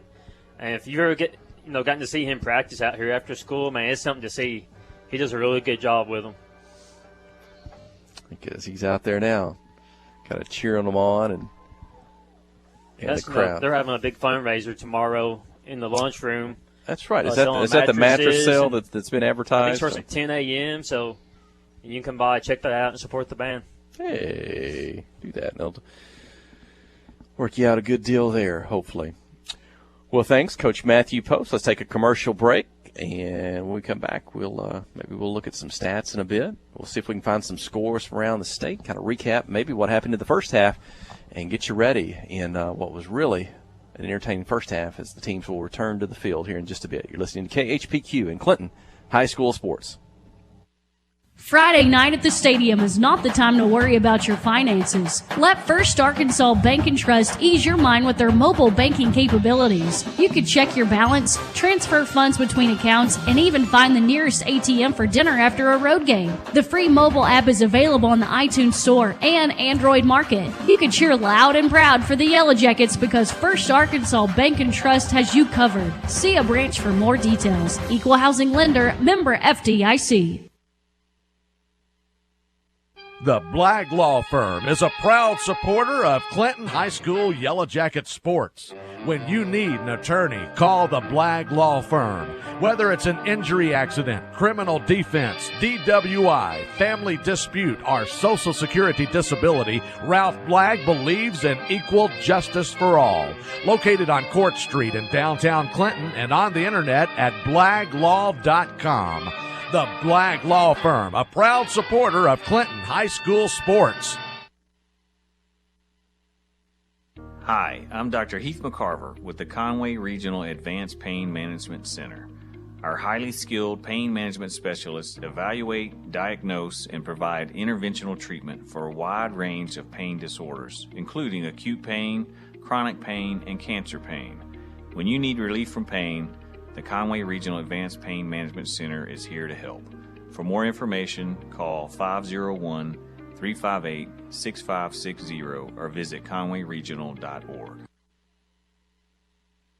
We have partnered with Carti to bring world-class cancer treatment to Van Buren County. Some chemos are between 1 to 2 hours to 8 hours. So when patient is sick, diagnosed with the cancer, traveling to Little Rock, that's a pretty long day for sick people. Back in the old days, you had to get on the interstate, go to Conway or go to Little Rock to get your chemo treatments. My mom, for a year and a half, was able to take them right here in Clinton, Arkansas. Big peace of mind for my mom. Ozark Health, your community hospital. You know, life here wouldn't be the same without a sense of community. This is a wonderful place to live. The home of the Chuck Wagon Races, Greers Ferry Lake, and of course, Joe Lee Chevrolet. You know, Joe Lee Chevrolet is famous for fairness, honesty, and square dealing. Now for 4 generations. Sure, you can buy a new Chevrolet car, truck, any other place, but this isn't anywhere. This is home. They invite you to come on down to Joe Lee Chevrolet, where they have large rebates and incentives plus low interest rates. Joe Lee Chevrolet, Highway 65 South in Clinton. Towing and recovery is the last thing you think about until you really need it. Then you really want the best. There's only one name to call, Justin's Collision Repair Towing and Recovery. They have the largest and latest model recovery fleet in North Central Arkansas. From small towing to heavy-duty towing, Justin's Collision Repair Towing and Recovery on Highway 65 in Clinton is the one to call, 745-2992. That's Justin's Collision Repair Towing and Recovery, 745-2992. Wherever the river flows and however the game goes. The River Company is a proud sponsor of Clinton Yellow Jacket Sports. Just like in sports, you want someone who has your back. The professional team at the River Company Insurance does just that. They'll work hard to find you the most coverage at the best possible price. Whether it's business, farm, ranch, personal, or automotive, the team at the River Company will get you exactly what you need. Sports is a team effort, so come join the team at the River, formerly S&P Insurance.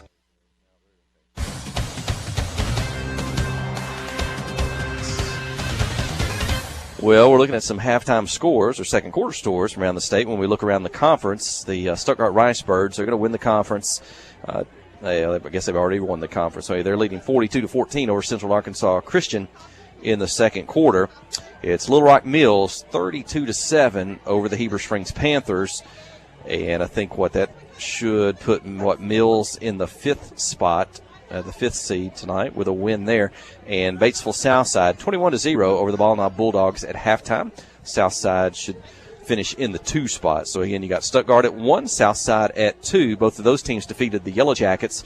And then you've got the winner of tonight's ball game finishing in 3rd, the loser coming in 4th, and I believe Little Rock Mills coming in 5th. That's a team the Yellow Jackets defeated at Jim Thompson Field here earlier in the season. We look down south a bit to the conference play. Coach Matthew Post has told you those are the teams that we look to be scheduled with, and as the AAA playoffs, they're kind of pre-drawn based on conferences and seeding in that. So they'll just plug in the team names after night, depending on how they finish in their conference. Possible opponents, Malvern or Arkadelphia.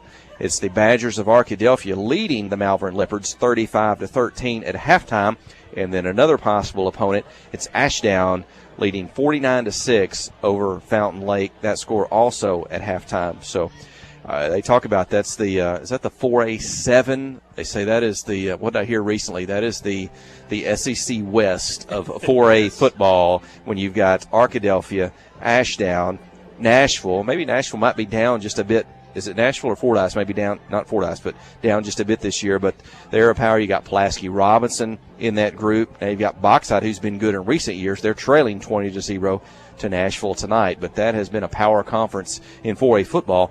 And it looks like the Yellow Jackets may be hooking up with one of those teams next week, either here or on the road. We'll look at some numbers for tonight, how we got here in this 14-12 ball game. Well played. It's been fun to watch. What do the numbers tell us, Coach Matthew Post? I tell you, just look at the stats. You think we might be up 2 touchdowns. We got the game started in the first quarter. Tobin had pass to Zane Wilder, 27 yards for a touchdown to get up 6-0. Lonoke responded with 1:25 left in the first quarter by a quarterback run for 2 yards for a touchdown to take the lead 7-6. Clinton responded with 4:05 to go in the second quarter on a Jacob Hutto run for 5 yards to take the lead 12-7. Then Lonoke responded right before halftime on a 36-yard touchdown pass to go up 14-12. Clinton, we've got 215 yards of offense, while Lonoke only has 106. We've doubled them up on plays. We've run 42 plays to their 21. Clinton has 135 rushing yards to Lonoke's 52. And Clinton's had the ball for 16 minutes to Lonoke's 7.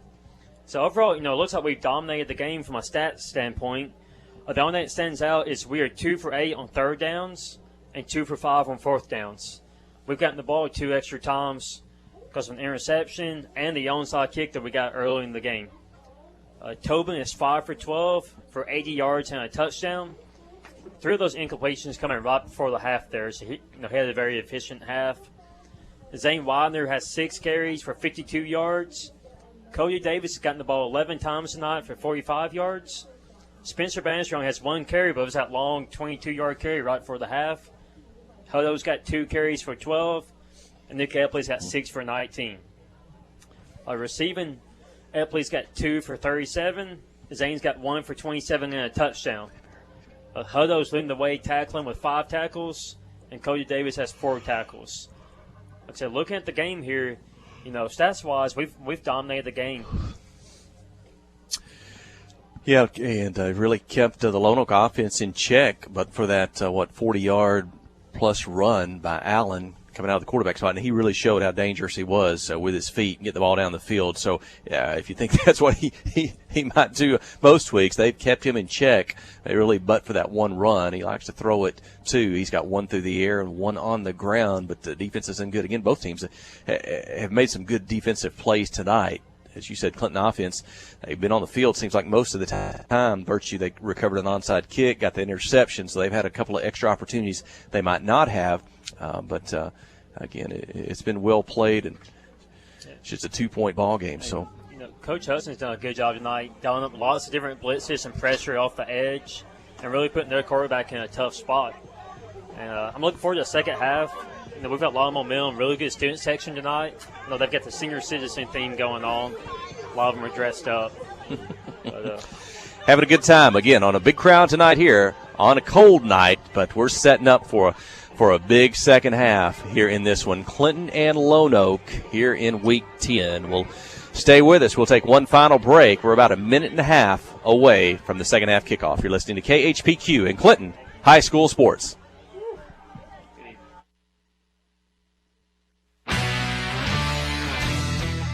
The all-new Cowboy Chrysler Dodge Jeep Ram in Clinton is gearing up for football season.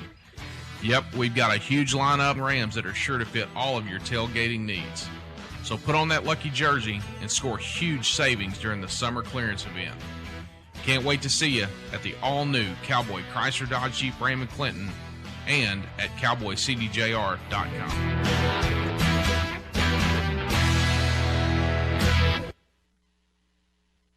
Friday night at the stadium is not the time to worry about your finances. Let First Arkansas Bank and Trust ease your mind with their mobile banking capabilities. You can check your balance, transfer funds between accounts, and even find the nearest ATM for dinner after a road game. The free mobile app is available on the iTunes Store and Android Market. You can cheer loud and proud for the Yellow Jackets because First Arkansas Bank and Trust has you covered. See a branch for more details. Equal housing lender, member FDIC.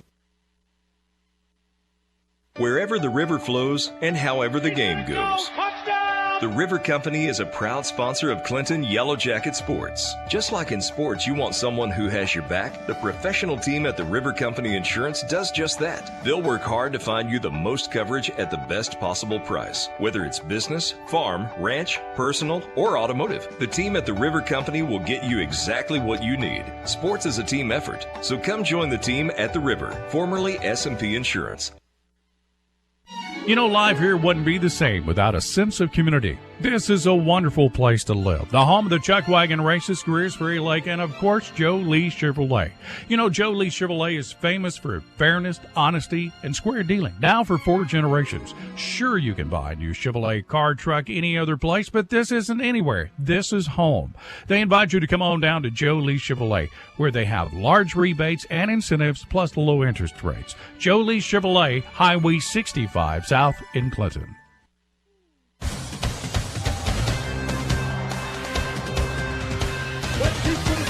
Lonoke will have the ball to start the second half. They lead 14-12. A big series of defense coming up for the Yellow Jackets.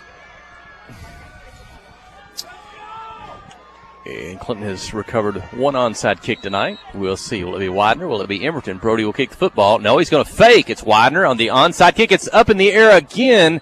Might have touched a jackrabbit, but it quickly went out of bounds, and Lonoke will have it. Looks to be at their own 49-yard line. Defense. A little too close to the sideline. It had a good hop to it, like you like to see, but it was pretty hot and went out of bounds, and the Yellow Jackets defense heads out on the field for what may be one of the key series of the ball game. 3 down linemen: Josh Witt, Ashton Hoyle, Jared Brown. Your linebackers: Cody Davis, Jacob Hutto, Harley Tobin. Secondary: Austin Lynch, Spencer Bannister, Nick Epley, and Brody Emberton. If you heard the halftime show, Coach Post talked about the Yellow Jackets, what 215 yards of offense, only 105 for Lonoke. Allen in the shotgun, going to keep it himself up the middle. Hoyle got a hand on him, couldn't pull him in. Get some help, though, at the 50. And the tackle made there, maybe the 49 for a 2-yard pickup. Zane Widener able to come in. And they opened the second half with the quarterback draw. They ran that one time in the first half. Went for 43 yards. And quickly, they're back on the ball. Let's see if they snap it quick. No, they'll pull up, look to the sideline. So they got set quick. We saw them do that maybe on a play or two on one of the scoring drives. But now they'll take a little bit of time. They'll snap it with 15. Ball's loose in the shotgun. Allen picks it back up. He's going to run to the right. Block in the back, maybe not. It's going to be up near first down territory across the 40 for a first down. Maybe he wasn't turned just enough. I thought that was going to be behind the line of scrimmage, a block in the back, but the official was there, so not there. It'll be a first down for Lonoke, and quickly they're going to get back to the line of scrimmage. They may have made that adjustment at halftime. Shotgun, Allen fakes right. Going to throw it back across the middle. Caught inside the 30, the 25, down at the 21-yard line. That may be the play they were going to run the play before, because just as he took the snap on the play before, you could see his head looking up, and he missed the ball. Had to pick it up and run. That was probably the play they're going to run, a quick slant, and he was looking up to read the receiver. They did run it that time and picked up a first down. Quickly back to the line. They spread the field with receivers, and Allen's going to run it up the middle. He'll be met by a host of Yellow Jackets at maybe short of the 19, so maybe a yard pickup. Allen on the keeper. Yeah, Lonoke trying to go with tempo now, trying to not allow Clinton to substitute. Kind of gone with a quick snap. They also went with a slow snap, but they don't go to the huddle.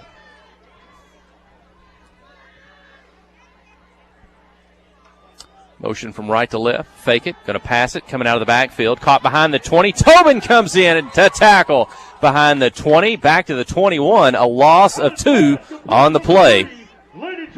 Well, great read that time by Tobin of his linebacker slot. They were just kind of run the running back out in the flat, kind of a running back screen pass. They let the Yellow Jacket defensive lineman rush upfield, drop it over their head. But Tobin was there to make the tackle. 3rd and 10. Hey, can they get a stop here? Maybe it's 4-down territory where they go for it if they don't make it. But just as they move the football down the field quickly, it's 3rd and long now. Just under 10 seconds on the play clock. Widener wants to blitz from the outside, looking to pass. Pressure by Witt in the middle, off the hands. Cody Davis off his. He might have tipped it, if not Nick Epley. It's incomplete. Cody Davis. Davis's linebacker spot just floated back, played behind the receiver, and then as the ball was in the air, he came up and knocked it away.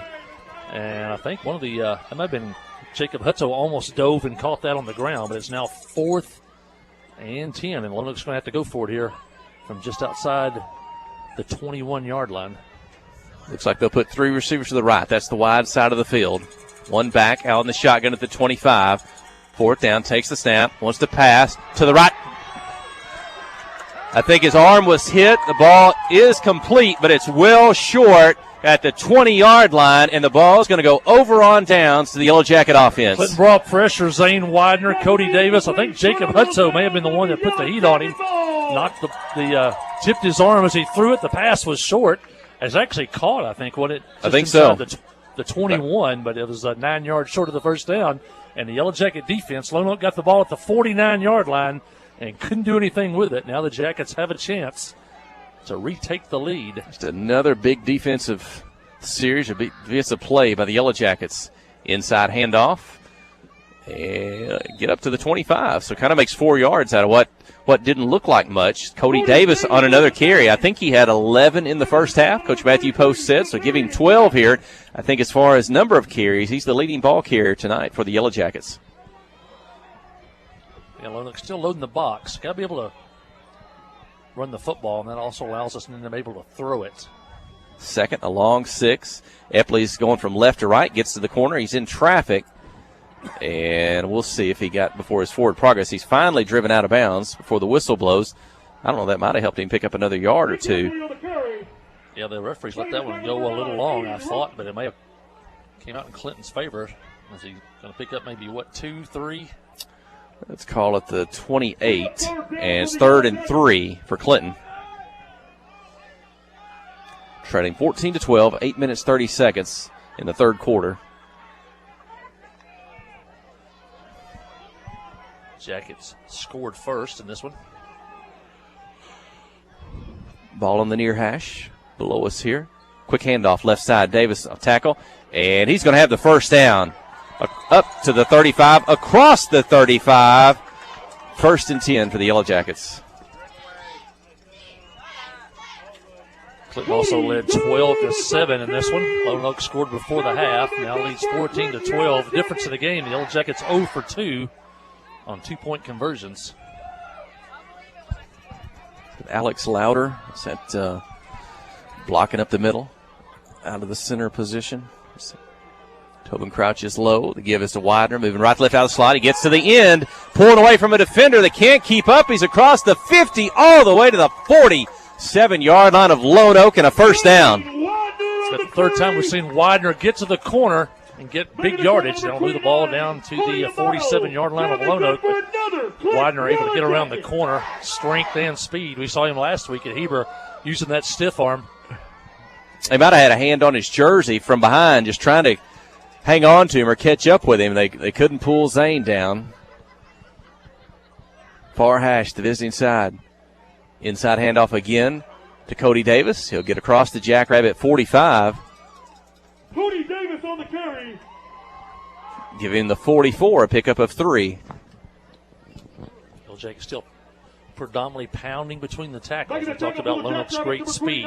We saw it also with Little Rock Mills. As the second half wore on against Mills, you remember the Yellow Jacket offensive line got stronger and stronger and really pounded on Mills, especially in that fourth quarter. Hope that same thing happens again tonight against Lonoke.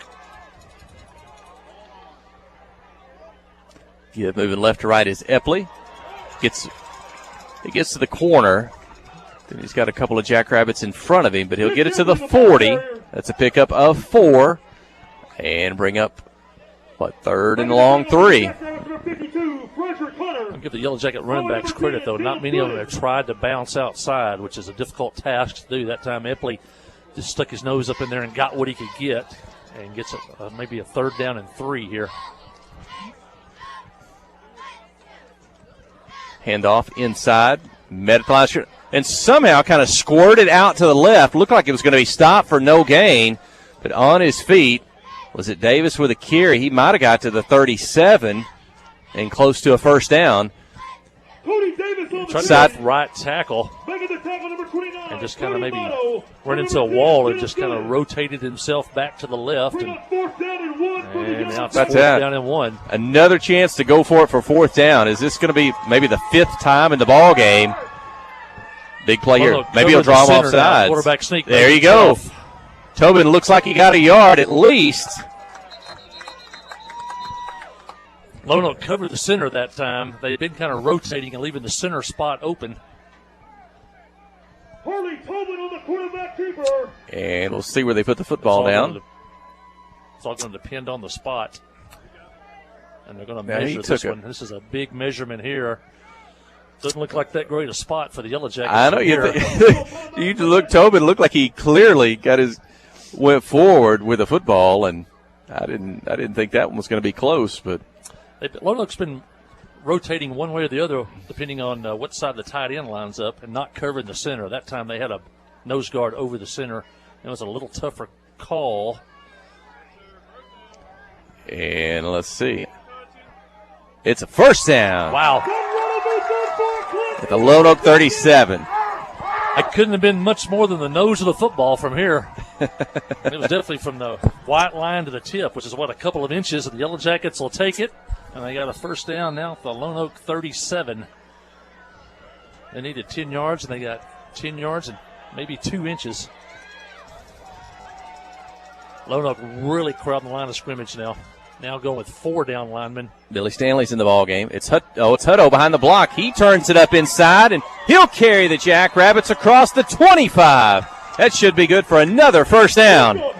There is no second level. If you get to that second level, you're going to have what happened right there, a big gainer. Now, Lonoke was going with 4 and 4 linebackers. Now they got 5 on the line of scrimmage, and one of those linebackers slid up in the hole. It was basically 6, like we saw last week against Heber Springs. Jacob Hutto back out of the ball game. He's excited. That's a big run.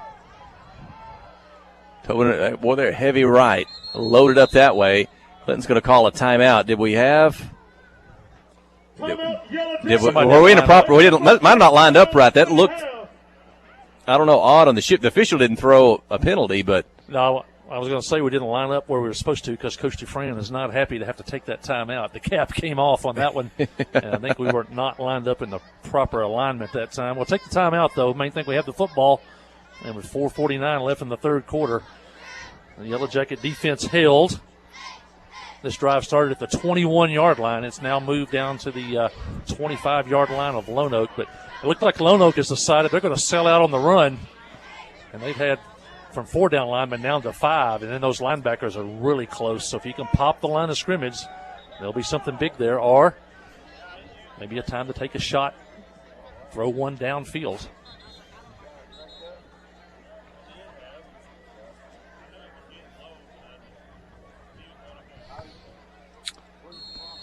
.449 in the third quarter.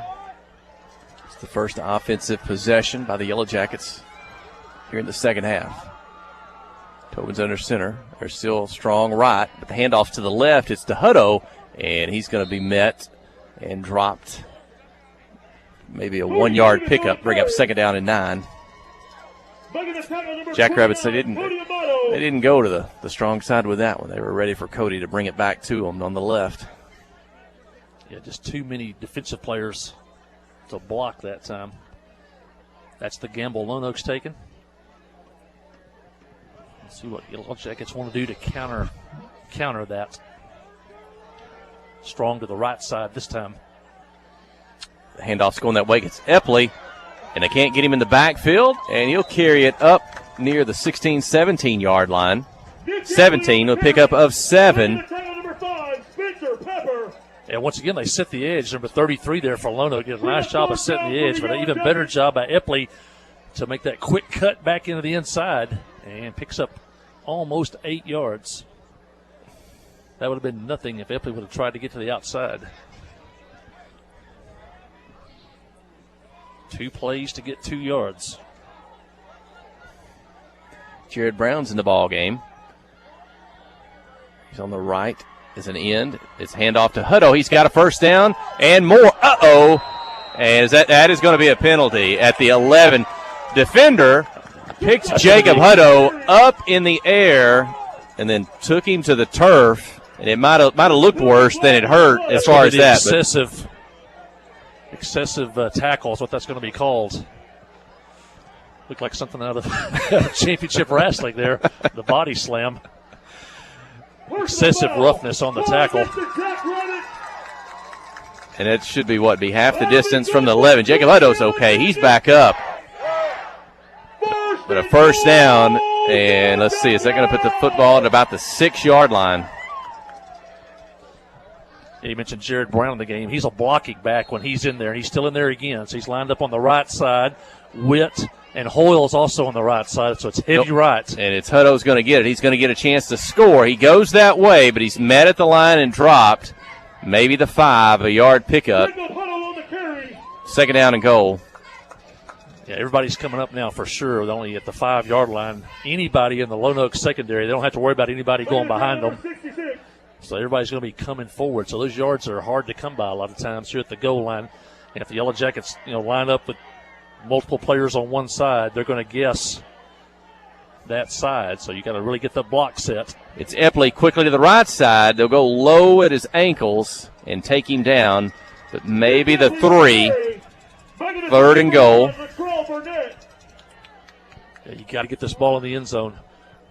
You can't drive 79 yards and leave points off the board. Billy Stanley now checking in. Cody Davis returns. Epley and Hutto out.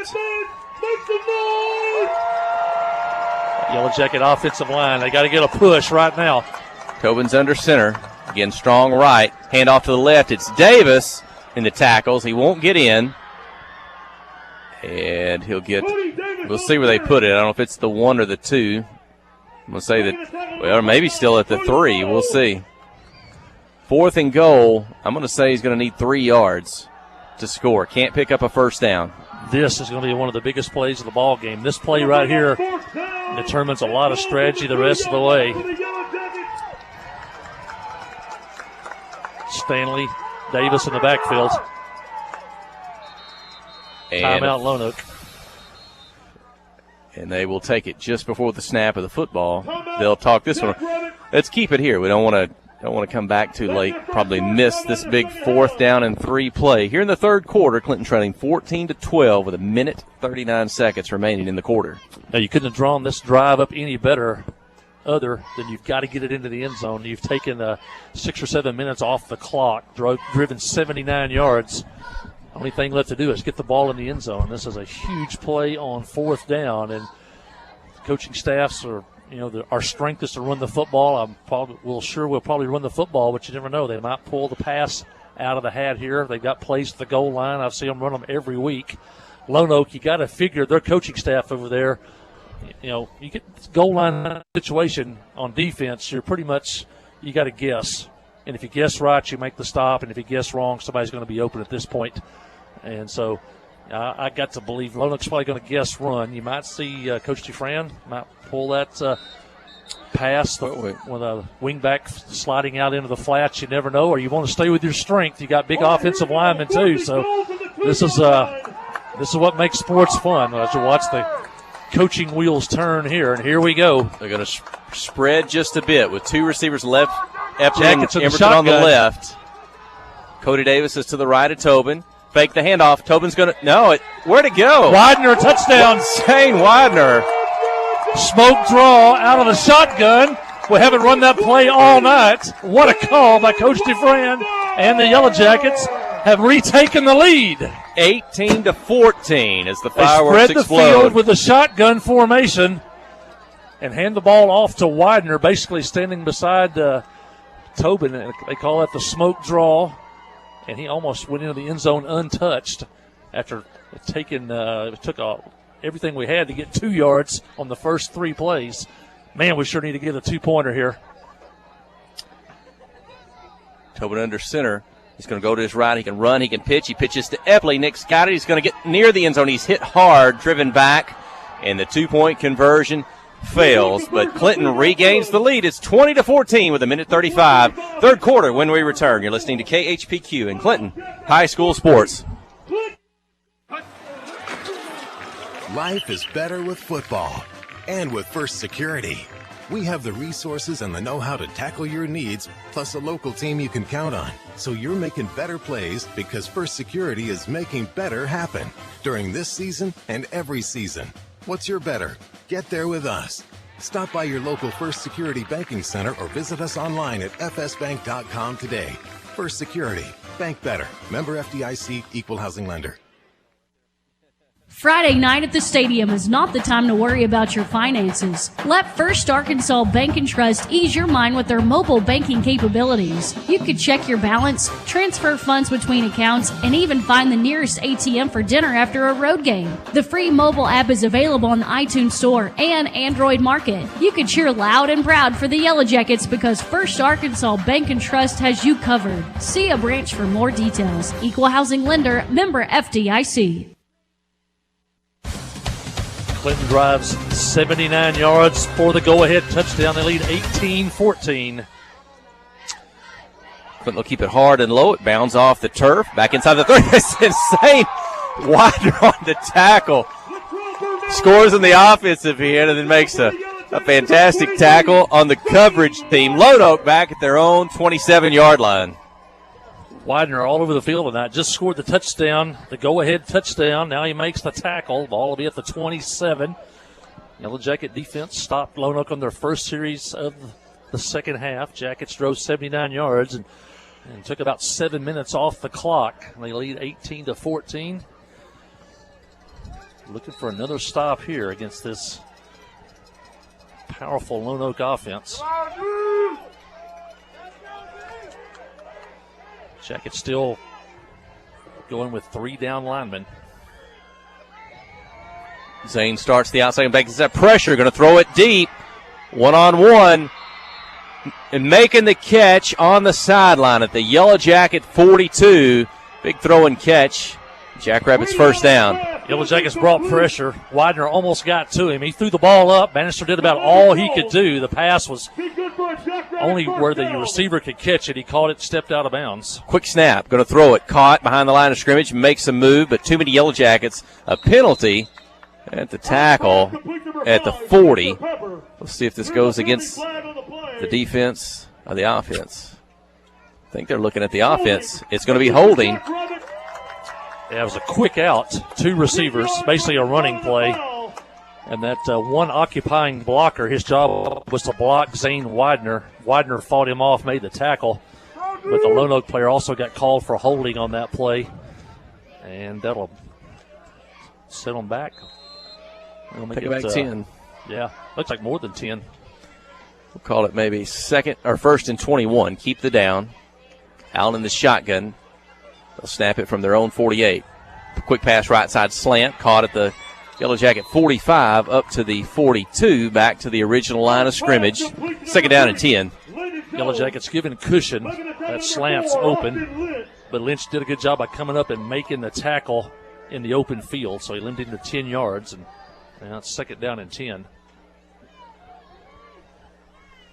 People wonder why they don't huddle, but they look at the sideline. That gives the offensive coaches a chance to see where Clinton's lining up. Then they call the play. Shotgun, pressure, giving chase from the right, from behind, and coming in to finish off, Harley Tobin. It was making the initial effort, was it Cody Davis. Tobin with the tackle, 3rd and 11. Yeah, Davis came off the left. Allen took off to the right. Cody ran him down, and then Tobin come up and took him to the ground, and now it's 3rd down and 11 for Lonoke at the Yellow Jacket 43. And the Yellow Jackets have really brought a lot of pressure now, probably more than we've seen all year. And they brought it from different players.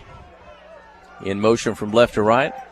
Across the face of Allen, and the third quarter is going to come to an end before they snap the football. 18-14, Yellow Jackets lead. You're listening to KHPQ in Clinton High School Sports.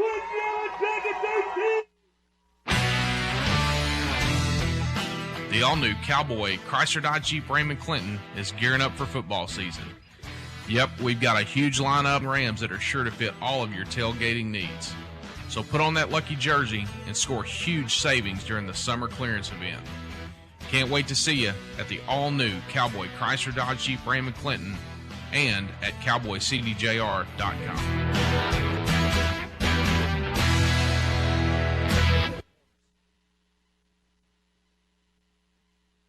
Friday night at the stadium is not the time to worry about your finances. Let First Arkansas Bank and Trust ease your mind with their mobile banking capabilities. You can check your balance, transfer funds between accounts, and even find the nearest ATM for dinner after a road game. The free mobile app is available on the iTunes Store and Android Market. You can cheer loud and proud for the Yellow Jackets because First Arkansas Bank and Trust has you covered. See a branch for more details. Equal housing lender, member FDIC.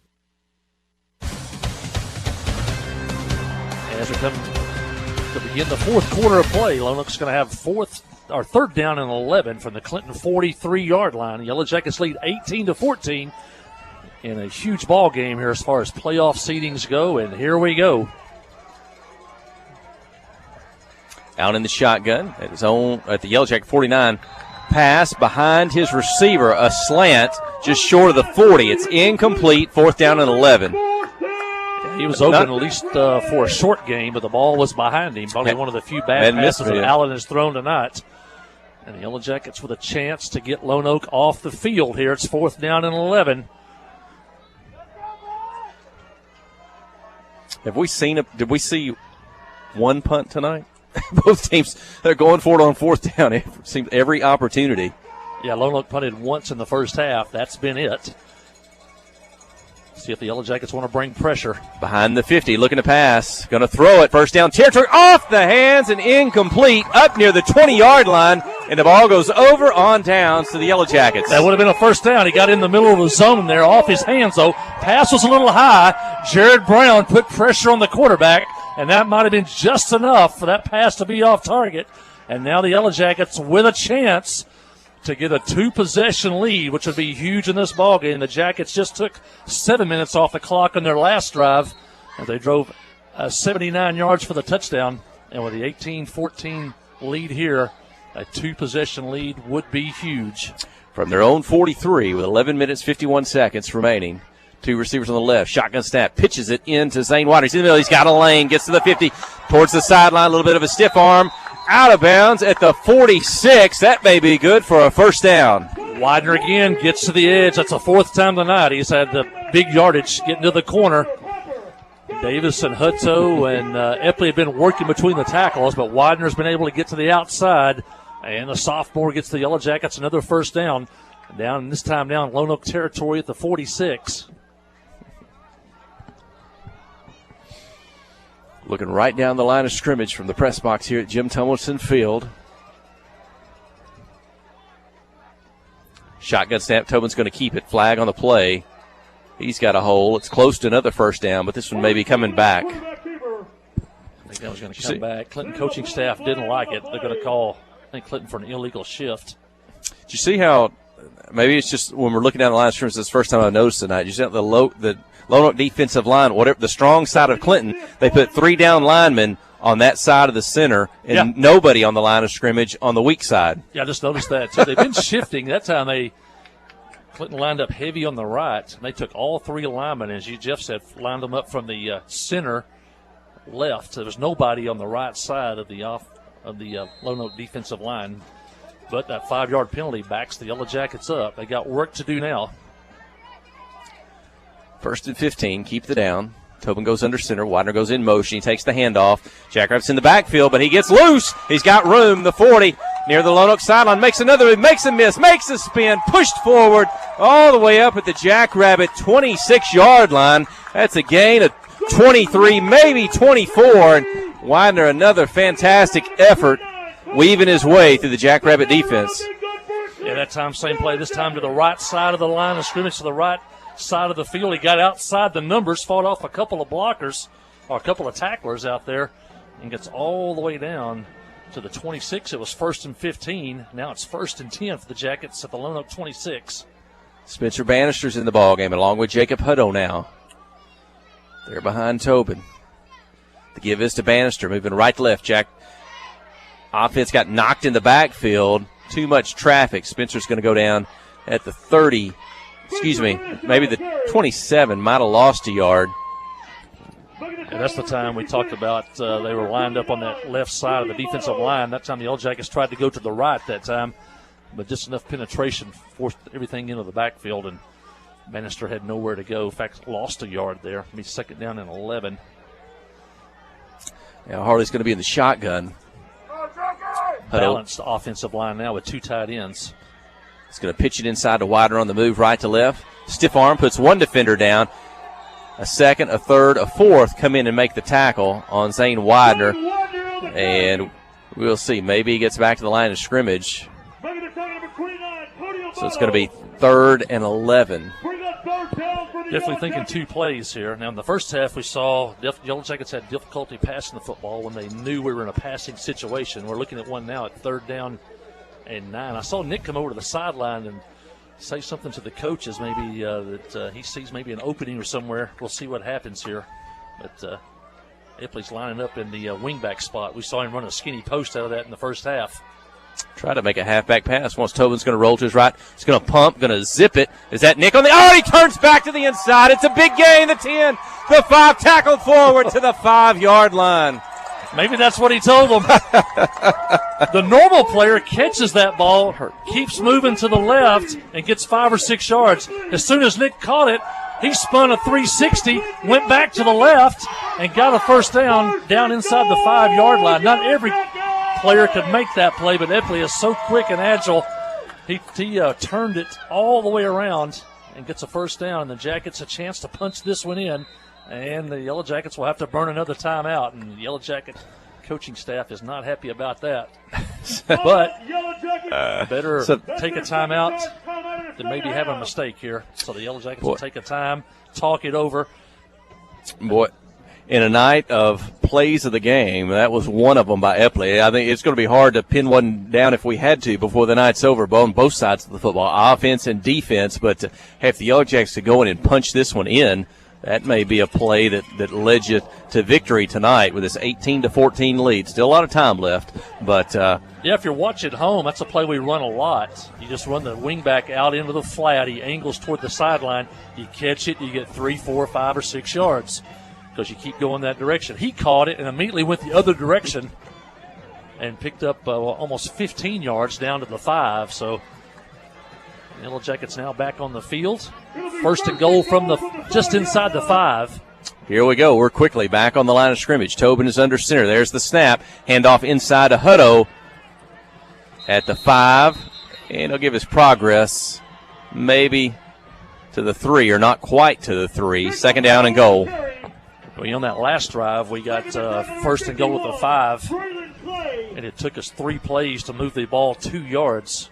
And then Widener on that smoke draw play on 4th down scored from the 3. So yards have been hard to come by for the Jackets. And they're going to go shotgun with Tobin with Hutto to his right. Widener's on the right. Harley's going to run, and a couple of Jackrabbits immediately in the backfield. It's going to be a loss on the play. Back to the where are they going to put it? Down at the 7 or 8. Difficult to run a lot of times at the goal line because everybody's coming forward. You almost have to run some type of misdirection or counter to get them going one direction and come back the other way. But the defense does not have to worry about anything behind them now. We'll call it the 6. Shotgun. Fake to Hutto.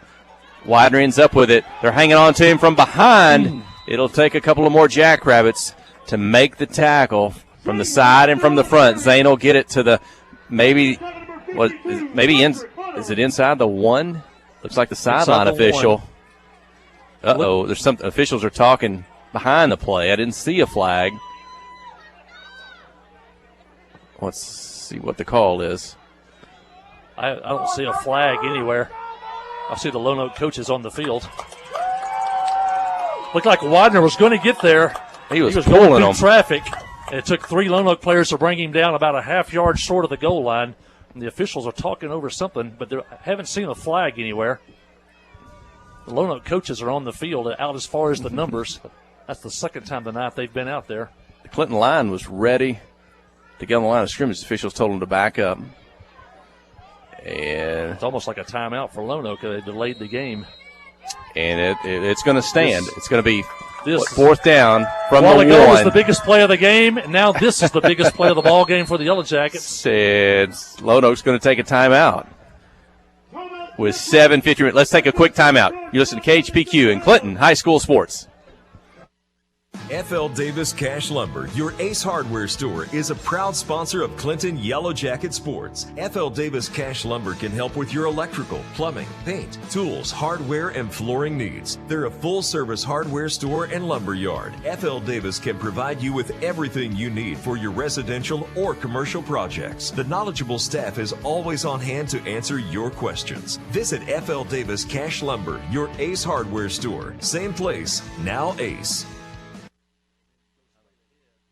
Friday night at the stadium is not the time to worry about your finances. Let First Arkansas Bank and Trust ease your mind with their mobile banking capabilities. You can check your balance, transfer funds between accounts, and even find the nearest ATM for dinner after a road game. The free mobile app is available on the iTunes Store and Android Market. You can cheer loud and proud for the Yellow Jackets because First Arkansas Bank and Trust has you covered. See a branch for more details. Equal housing lender, member FDIC.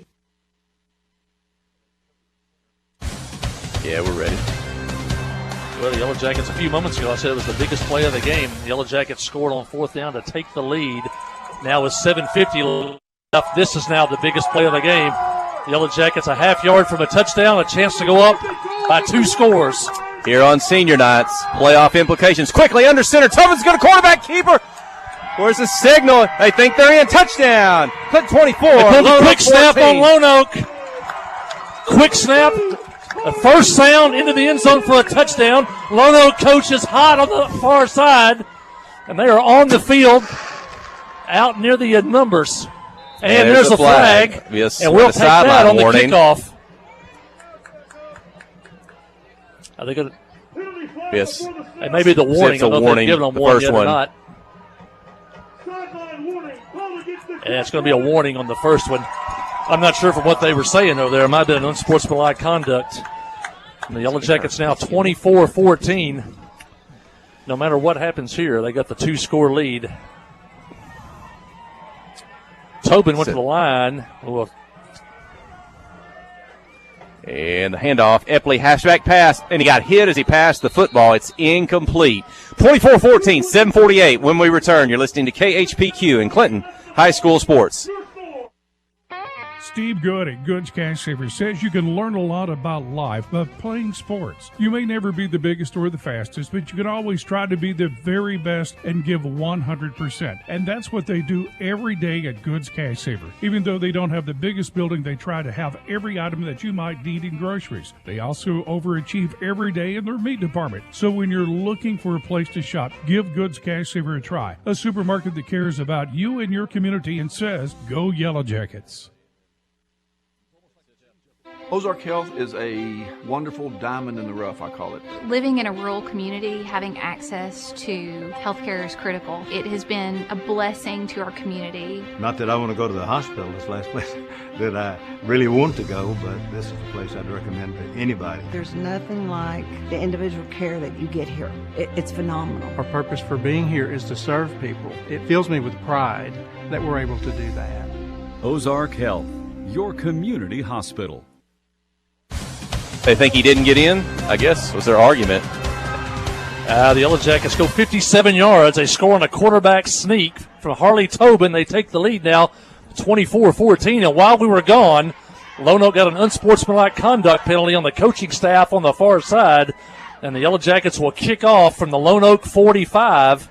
And maybe we can pin the Lonoke deep here on this next possession.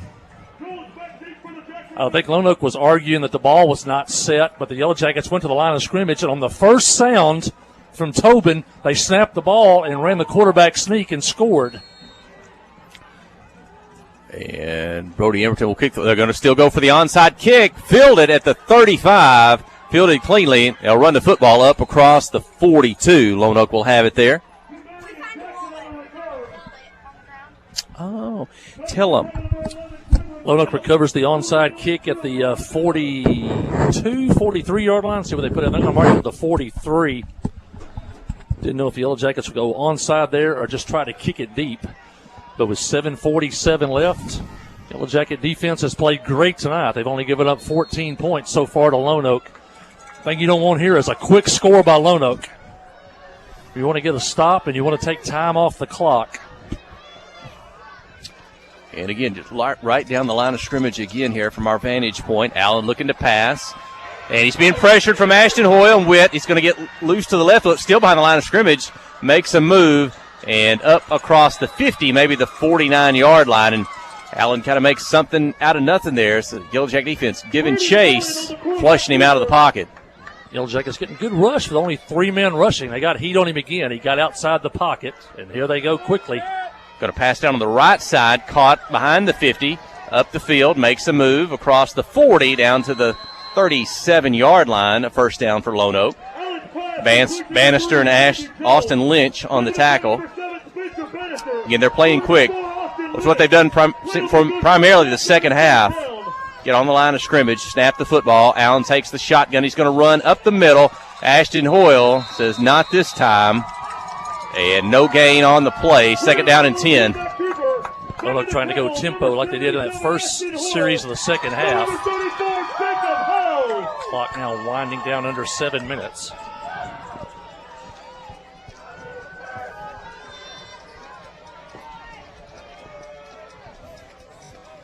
In motion from left off behind Allen. He drops the football in the shotgun. He's going to quickly throw it out on the right side. Oh, now he's got a receiver away from the defense. Touchdown. Well, a busted play turns into a touchdown as he dropped the shotgun snap, picked it back up, and he had a receiver on the sideline who just outran everyone for the 38-yard touchdown. Clinton 24, Lonoke 20. The busted play actually hurt the Yellow Jackets, so they saw the ball on the ground, and the corners came up to try to get the ball. And nobody was out here on the outside. He just flipped it about 6 yards, caught it, and then ran about 40 for a touchdown. And that's the worst thing that could happen for the Yellow Jackets as Lonoke scores in only 4 plays. The extra point is up, and it's good. We got a 3-point ball game, 24-21 when we return. You're listening to KHPQ in Clinton High School Sports. Comrie Regional has been the community's hospital for 100 years, providing high-quality, compassionate care. As our community continues to grow, we're growing alongside you to ensure all your healthcare needs are met right here in Conway. When your family needs emergency care, you can trust our board-certified providers to provide you with the comprehensive care you deserve when you need it most. When you're facing an emergency, trust the care you'll find down the hallway, not down the highway. At Comrie Regional, we're not just growing, we're growing together.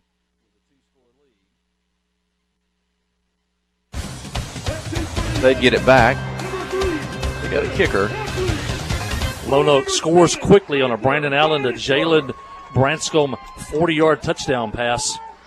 Took only a minute and 10 seconds off the clock. The extra point was good, and now Lonoke has cut the Yellow Jacket 10-point lead now to 24-21. Still eternity left in this ball game. 6:32 left in the quarter, and the Yellow Jackets, that busted play actually went in their favor because the Yellow Jackets came up to try to get the football. They left coverage, and he had a man wide open over here.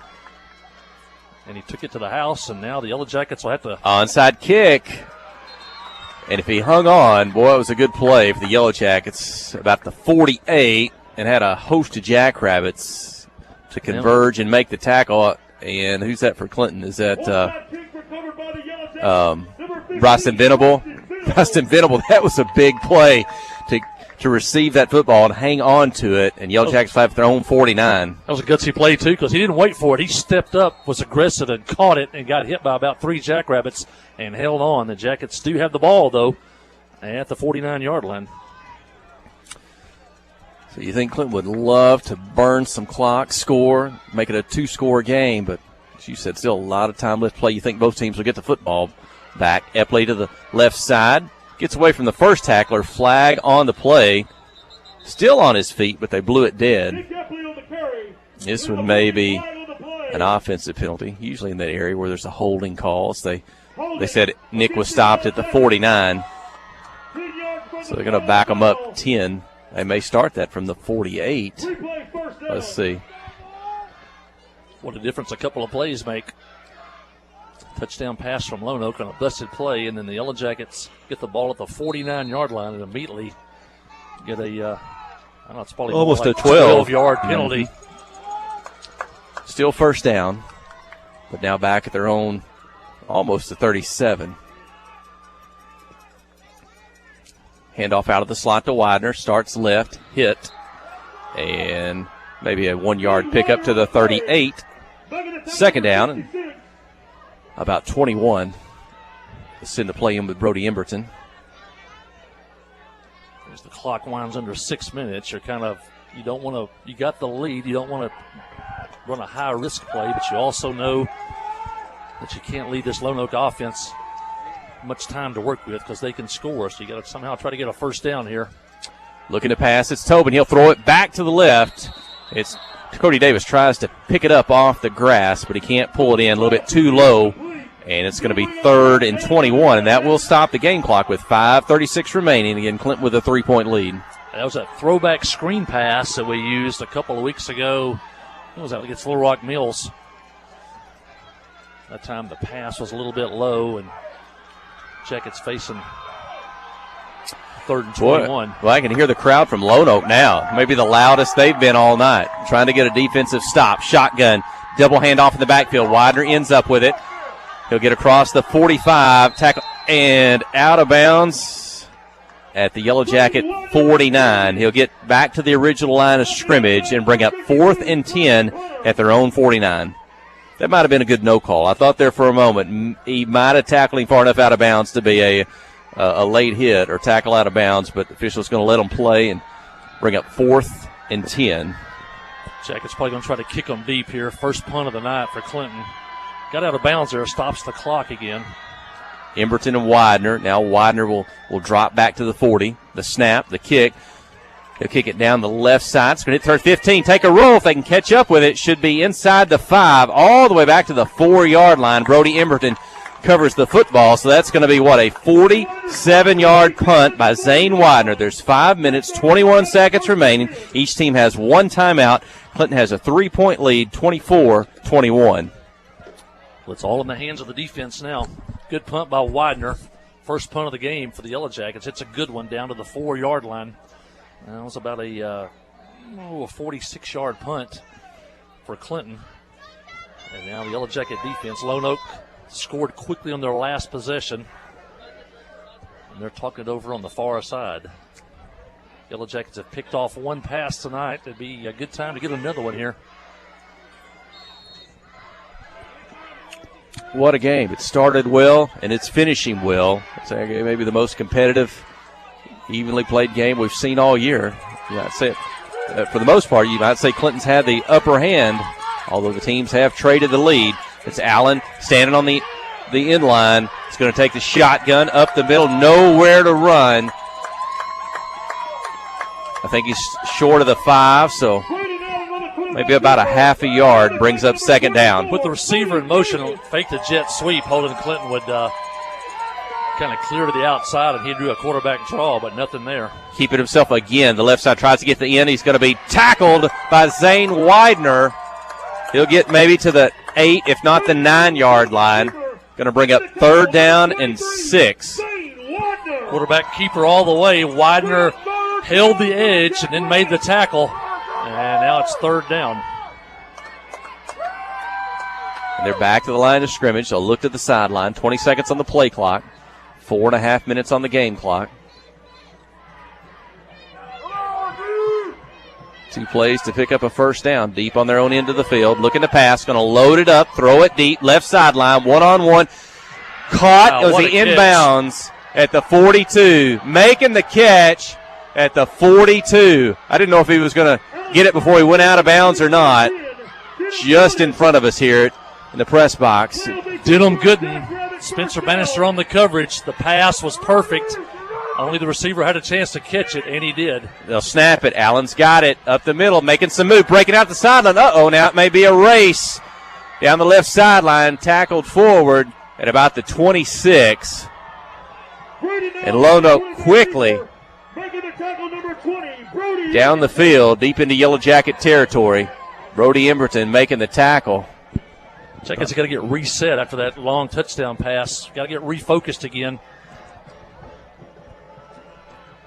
Exactly 4 minutes remaining, clock running, but now not so much a factor as Lonoke has flipped the field basically in 2 plays.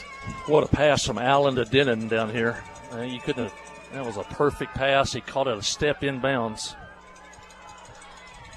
You were just hoping on this side it was going to go out of bounds. Allen's going to run it up the middle in traffic. Short gain, maybe a couple of yards. Game clock's running at 3.5. Now maybe if you're Lonoke, Josh Witt makes the tackle.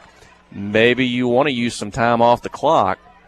Well, Yellow Jackets only with one timeout, so that if you do score, you don't give Clinton much to work with. They've kicked extra points well tonight. They've made all three. I don't know how much range their kicker has for field goals, but I'm sure they're not looking at a field goal necessarily at this point, but they might have both options if they get a little further up the field. They're at the Yellow Jacket 23 with 3 minutes to go. Yeah, Lonoke's running the snap clock down. Looks like they're either going to win or lose on this drive. They're going to force to take a timeout. They're going to use their last timeout with 2:54 to go. They'll stop the clock. Let's go ahead and keep it here. Clinton leading 24-21. It looks like Lonoke coaches are willing to run the snap clock down as far as they can. Either we're going to score and leave very little time left, or the game's going to end with us with the ball in our hands on this end of the field. 2nd down, 7 for Lonoke. I think the timeout probably helps Clinton, too. Yellow Jacket defense can talk it over, regroup a little bit here. Kind of shell-shocked after that long pass on 3rd down from the 5-yard line out to the 45. Defense, Ashton Hoyle, Jared Brown, Billy Stanley, Zane Widener, Harley Tobin, Jacob Hutto, Cody Davis, Nick Epley, Brody Emberton, Spencer Bannister, and Austin Lynch. 2nd down and 7. Lonoke scores 33 points a game. The Yellow Jackets have held them to 21 tonight.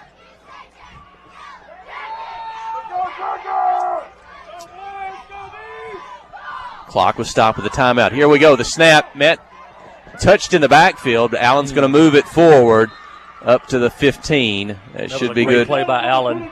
Not many quarterbacks can make that play. Yellow Jackets hit him probably 3 times on that 10-yard run.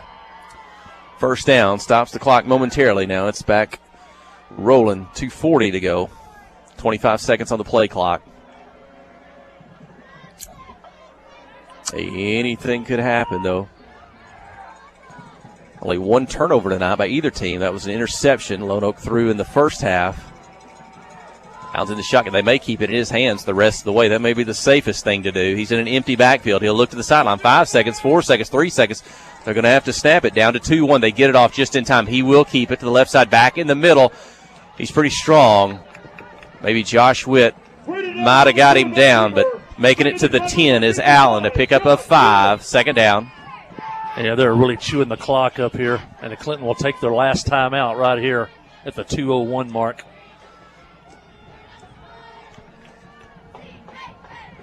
How about that? A lot of late game strategy in this one, offensively and defensively. Boy, it's been a fun one to call and a fun one to watch. We've got a treat here in week 10 of the season, and hopefully what we expect, certainly it's the best game in the conference tonight. We looked around at the halftime scores, and not much there. It's maybe one of the best 4A games in the state tonight. These two teams playing for playoff seeding. The winner gets the 3, the loser gets the 4. The winner gets a home game. Boy, wouldn't we like to come back to Jim Thomason Field next week and host the first round of the playoffs. It's all coming down to the end here. Jackets in a big play on defense. Well, we could sure use a sack, some type of lost yardage play. Jackets have brought a lot of pressure tonight. They brought it from different spots. From the linebackers, Widener, Davis. They've been a pretty good job of keeping Lonoke off balance, not knowing where the pressure's coming from. And if you're Joe Hudson, the defensive staff, you got to, do we take a gamble here? It's a chess game between the two coaches. And here we go. Ball's on the far hash, the visiting side. Allen's in the shotgun. He's going to run again. Gets the left side. Big push on the left side. And he's forward. He's short of the end zone, but he's inside the 5 for a 1st down. Yeah, he's down near the goal line. Will be good for a Jackrabbit 1st down. For the Yellow Jackets, it might have been better that he scored. That would have saved 30 seconds on the clock. Lonoke in no hurry now. 1:50 on the clock. This might be one of those occasionally you see where a team might take a knee or to burn it down. Or I don't know if you want to do that in high school. Just to burn some clock, score on the final play of the game. Clinton with no timeouts. Let's see if Allen's going to take it in himself here. Take shotgun snap. He's into the end zone. Touchdown. 27 28-24, a minute 26 to go with an extra point attempt upcoming. Lonoke drives 96 yards after the great punt by Widener, and the big play was a third down 45-yard pass out to midfield. That flipped the field, and now Lonoke takes the lead with 1:26 left, and the Yellow Jackets without a timeout, but it's not over yet. The snap, the hold, the kick is up. It's high, and it's good. 28-24 when we return. You're listening to KHPQ in Clinton High School Sports.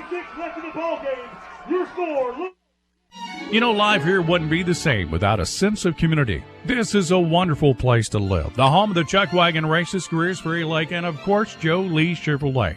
You know, Joe Lee Chevrolet is famous for fairness, honesty, and square dealing. Now for 4 generations. Sure, you can buy a new Chevrolet car, truck, any other place, but this isn't anywhere. This is home. They invite you to come on down to Joe Lee Chevrolet, where they have large rebates and incentives plus low interest rates. Joe Lee Chevrolet, Highway 65 South in Clinton. The Blagg Law Firm is a proud supporter of Clinton High School Yellow Jacket sports. When you need an attorney, call the Blagg Law Firm. Whether it's an injury accident, criminal defense, DWI, family dispute, or Social Security disability, Ralph Blagg believes in equal justice for all. Located on Court Street in downtown Clinton and on the internet at blagglaw.com. The Blagg Law Firm, a proud supporter of Clinton High School sports.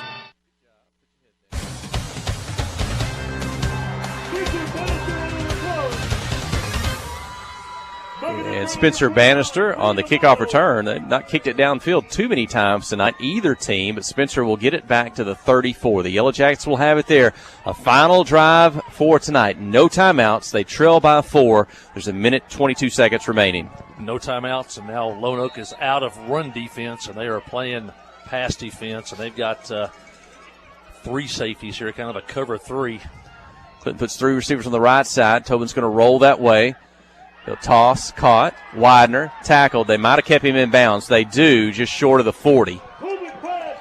So did not pick up the first, did not stop the clock. Good defensive play. Yeah, you can't get tackled in the field now. Time is too valuable. Those 2 timeouts we had to take early in the half, we didn't get lined up right. Maybe come back to haunt us here. Under 1 minute. Handoff. And Widener's with it. 50, trying to get to the sideline. And they're going to tackle him inbounds at the 49. It's the first down, which will stop the clock. Again, Zane Widener running so strong. Might want to go up and spike the ball right now. 48 seconds, clock stopped. Uh-oh. They're getting back in the huddle. They got to do, and the clock has started. Yeah. Wow. And they'll get on the ball at the Lonoke 49. 35 seconds. Shotgun for Tobin. Looking to pass. Quick on the left side. Caught by Emerton. Yards after the catch. Got to get out of bounds at the 41. He does. Well, Jackets lost 27 seconds there by huddling. Emerton does get out of bounds. 27 seconds left.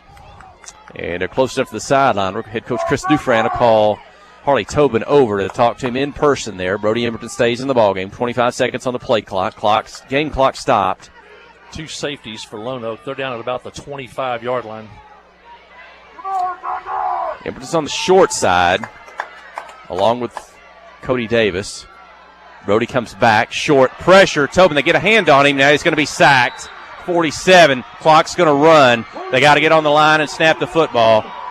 They got to spike it on 3rd down. Try to get one more play. They got to hurry everybody back. Get set.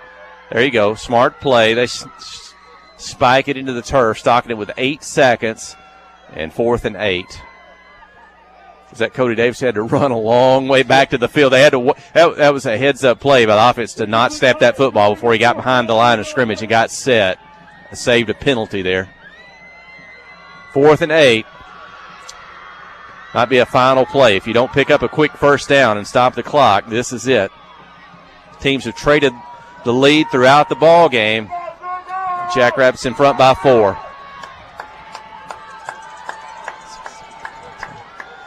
Here we go. Tobin in the shotgun from his own 47. Retreats. Pressure. He's going to step up. And they'll sack Harley Tobin. And Lonoke is going to win the ball game. The ball's going to go over on downs with 5 seconds remaining, and Lonoke leading 28-24. They got pressure, I think, maybe from the left and right. Harley stepped up, and they've got quickness on the edge like that. And on it, what a night of big defensive plays, big offensive plays.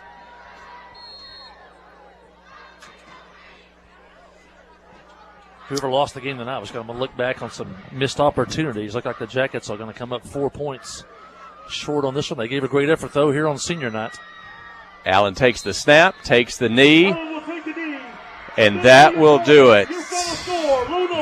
What a game to watch and to call, but the visitors are going to get the victory tonight. The Lonoke Jackrabbits 28, Clinton 24 in the final regular season game of the year. Both teams are going to move on to the playoffs. Lonoke will finish third in the conference behind Stuttgart at the top, Batesville Southside in second, then it's the Jackrabbits, then it's the Clinton Yellow Jackets at 4, and the Little Rock Mills Comets at number 5 as the teams will walk across the 50-yard line, shake hands. We saw a competitive game tonight. It looked like good sportsmanship for the most part, and the coaches as well.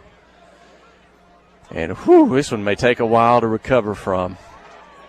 On senior night, probably too many seniors making too many big plays tonight to call for you. We'll see what we can put together to recap some things for you and bring in Coach Matthew Post with some stats as well. And as the teams will make it back to their sidelines to talk it over, one of the Jackrabbits being tended to out on the field. We'll see if he's okay. I'm not sure what happened to him. It was just basically took a knee on that final play of the ball game. Jackets come up 4 points short. Jackets were 0 for 4 tonight on 2-point conversions.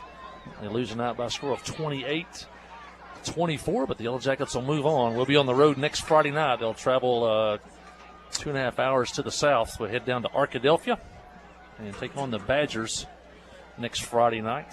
Lonoke they'll host next week. They get the winner or the whoever comes out ahead between Malvern and Ashdown in that one. But Yellow Jackets gave a valiant effort tonight. They had a 10-point lead early in the fourth quarter, but could not hang on to it as Lonoke scored on a busted play and then came back to score with a minute 22 left in the ball game on a final drive. Yellow Jackets couldn't run the clock out on that final drive. They picked up a holding penalty that really backed them up. They got a great punt from Widener and down to the 4-yard line. But you got to give Allen credit. He made a perfect pass on third down from the 5-yard line out to the 45. It could have been thrown any better. And they flipped the field over, and Lonoke would eventually score. But Jackets will fall to 5-5 now in the season. They'll finish 4-3 in the conference. They'll finish in 4th place in Conference 2-4A. Hey, Fielder. Hey, let's let me grab one of these guys real quick. Hey, say hi to us. We'll keep it here.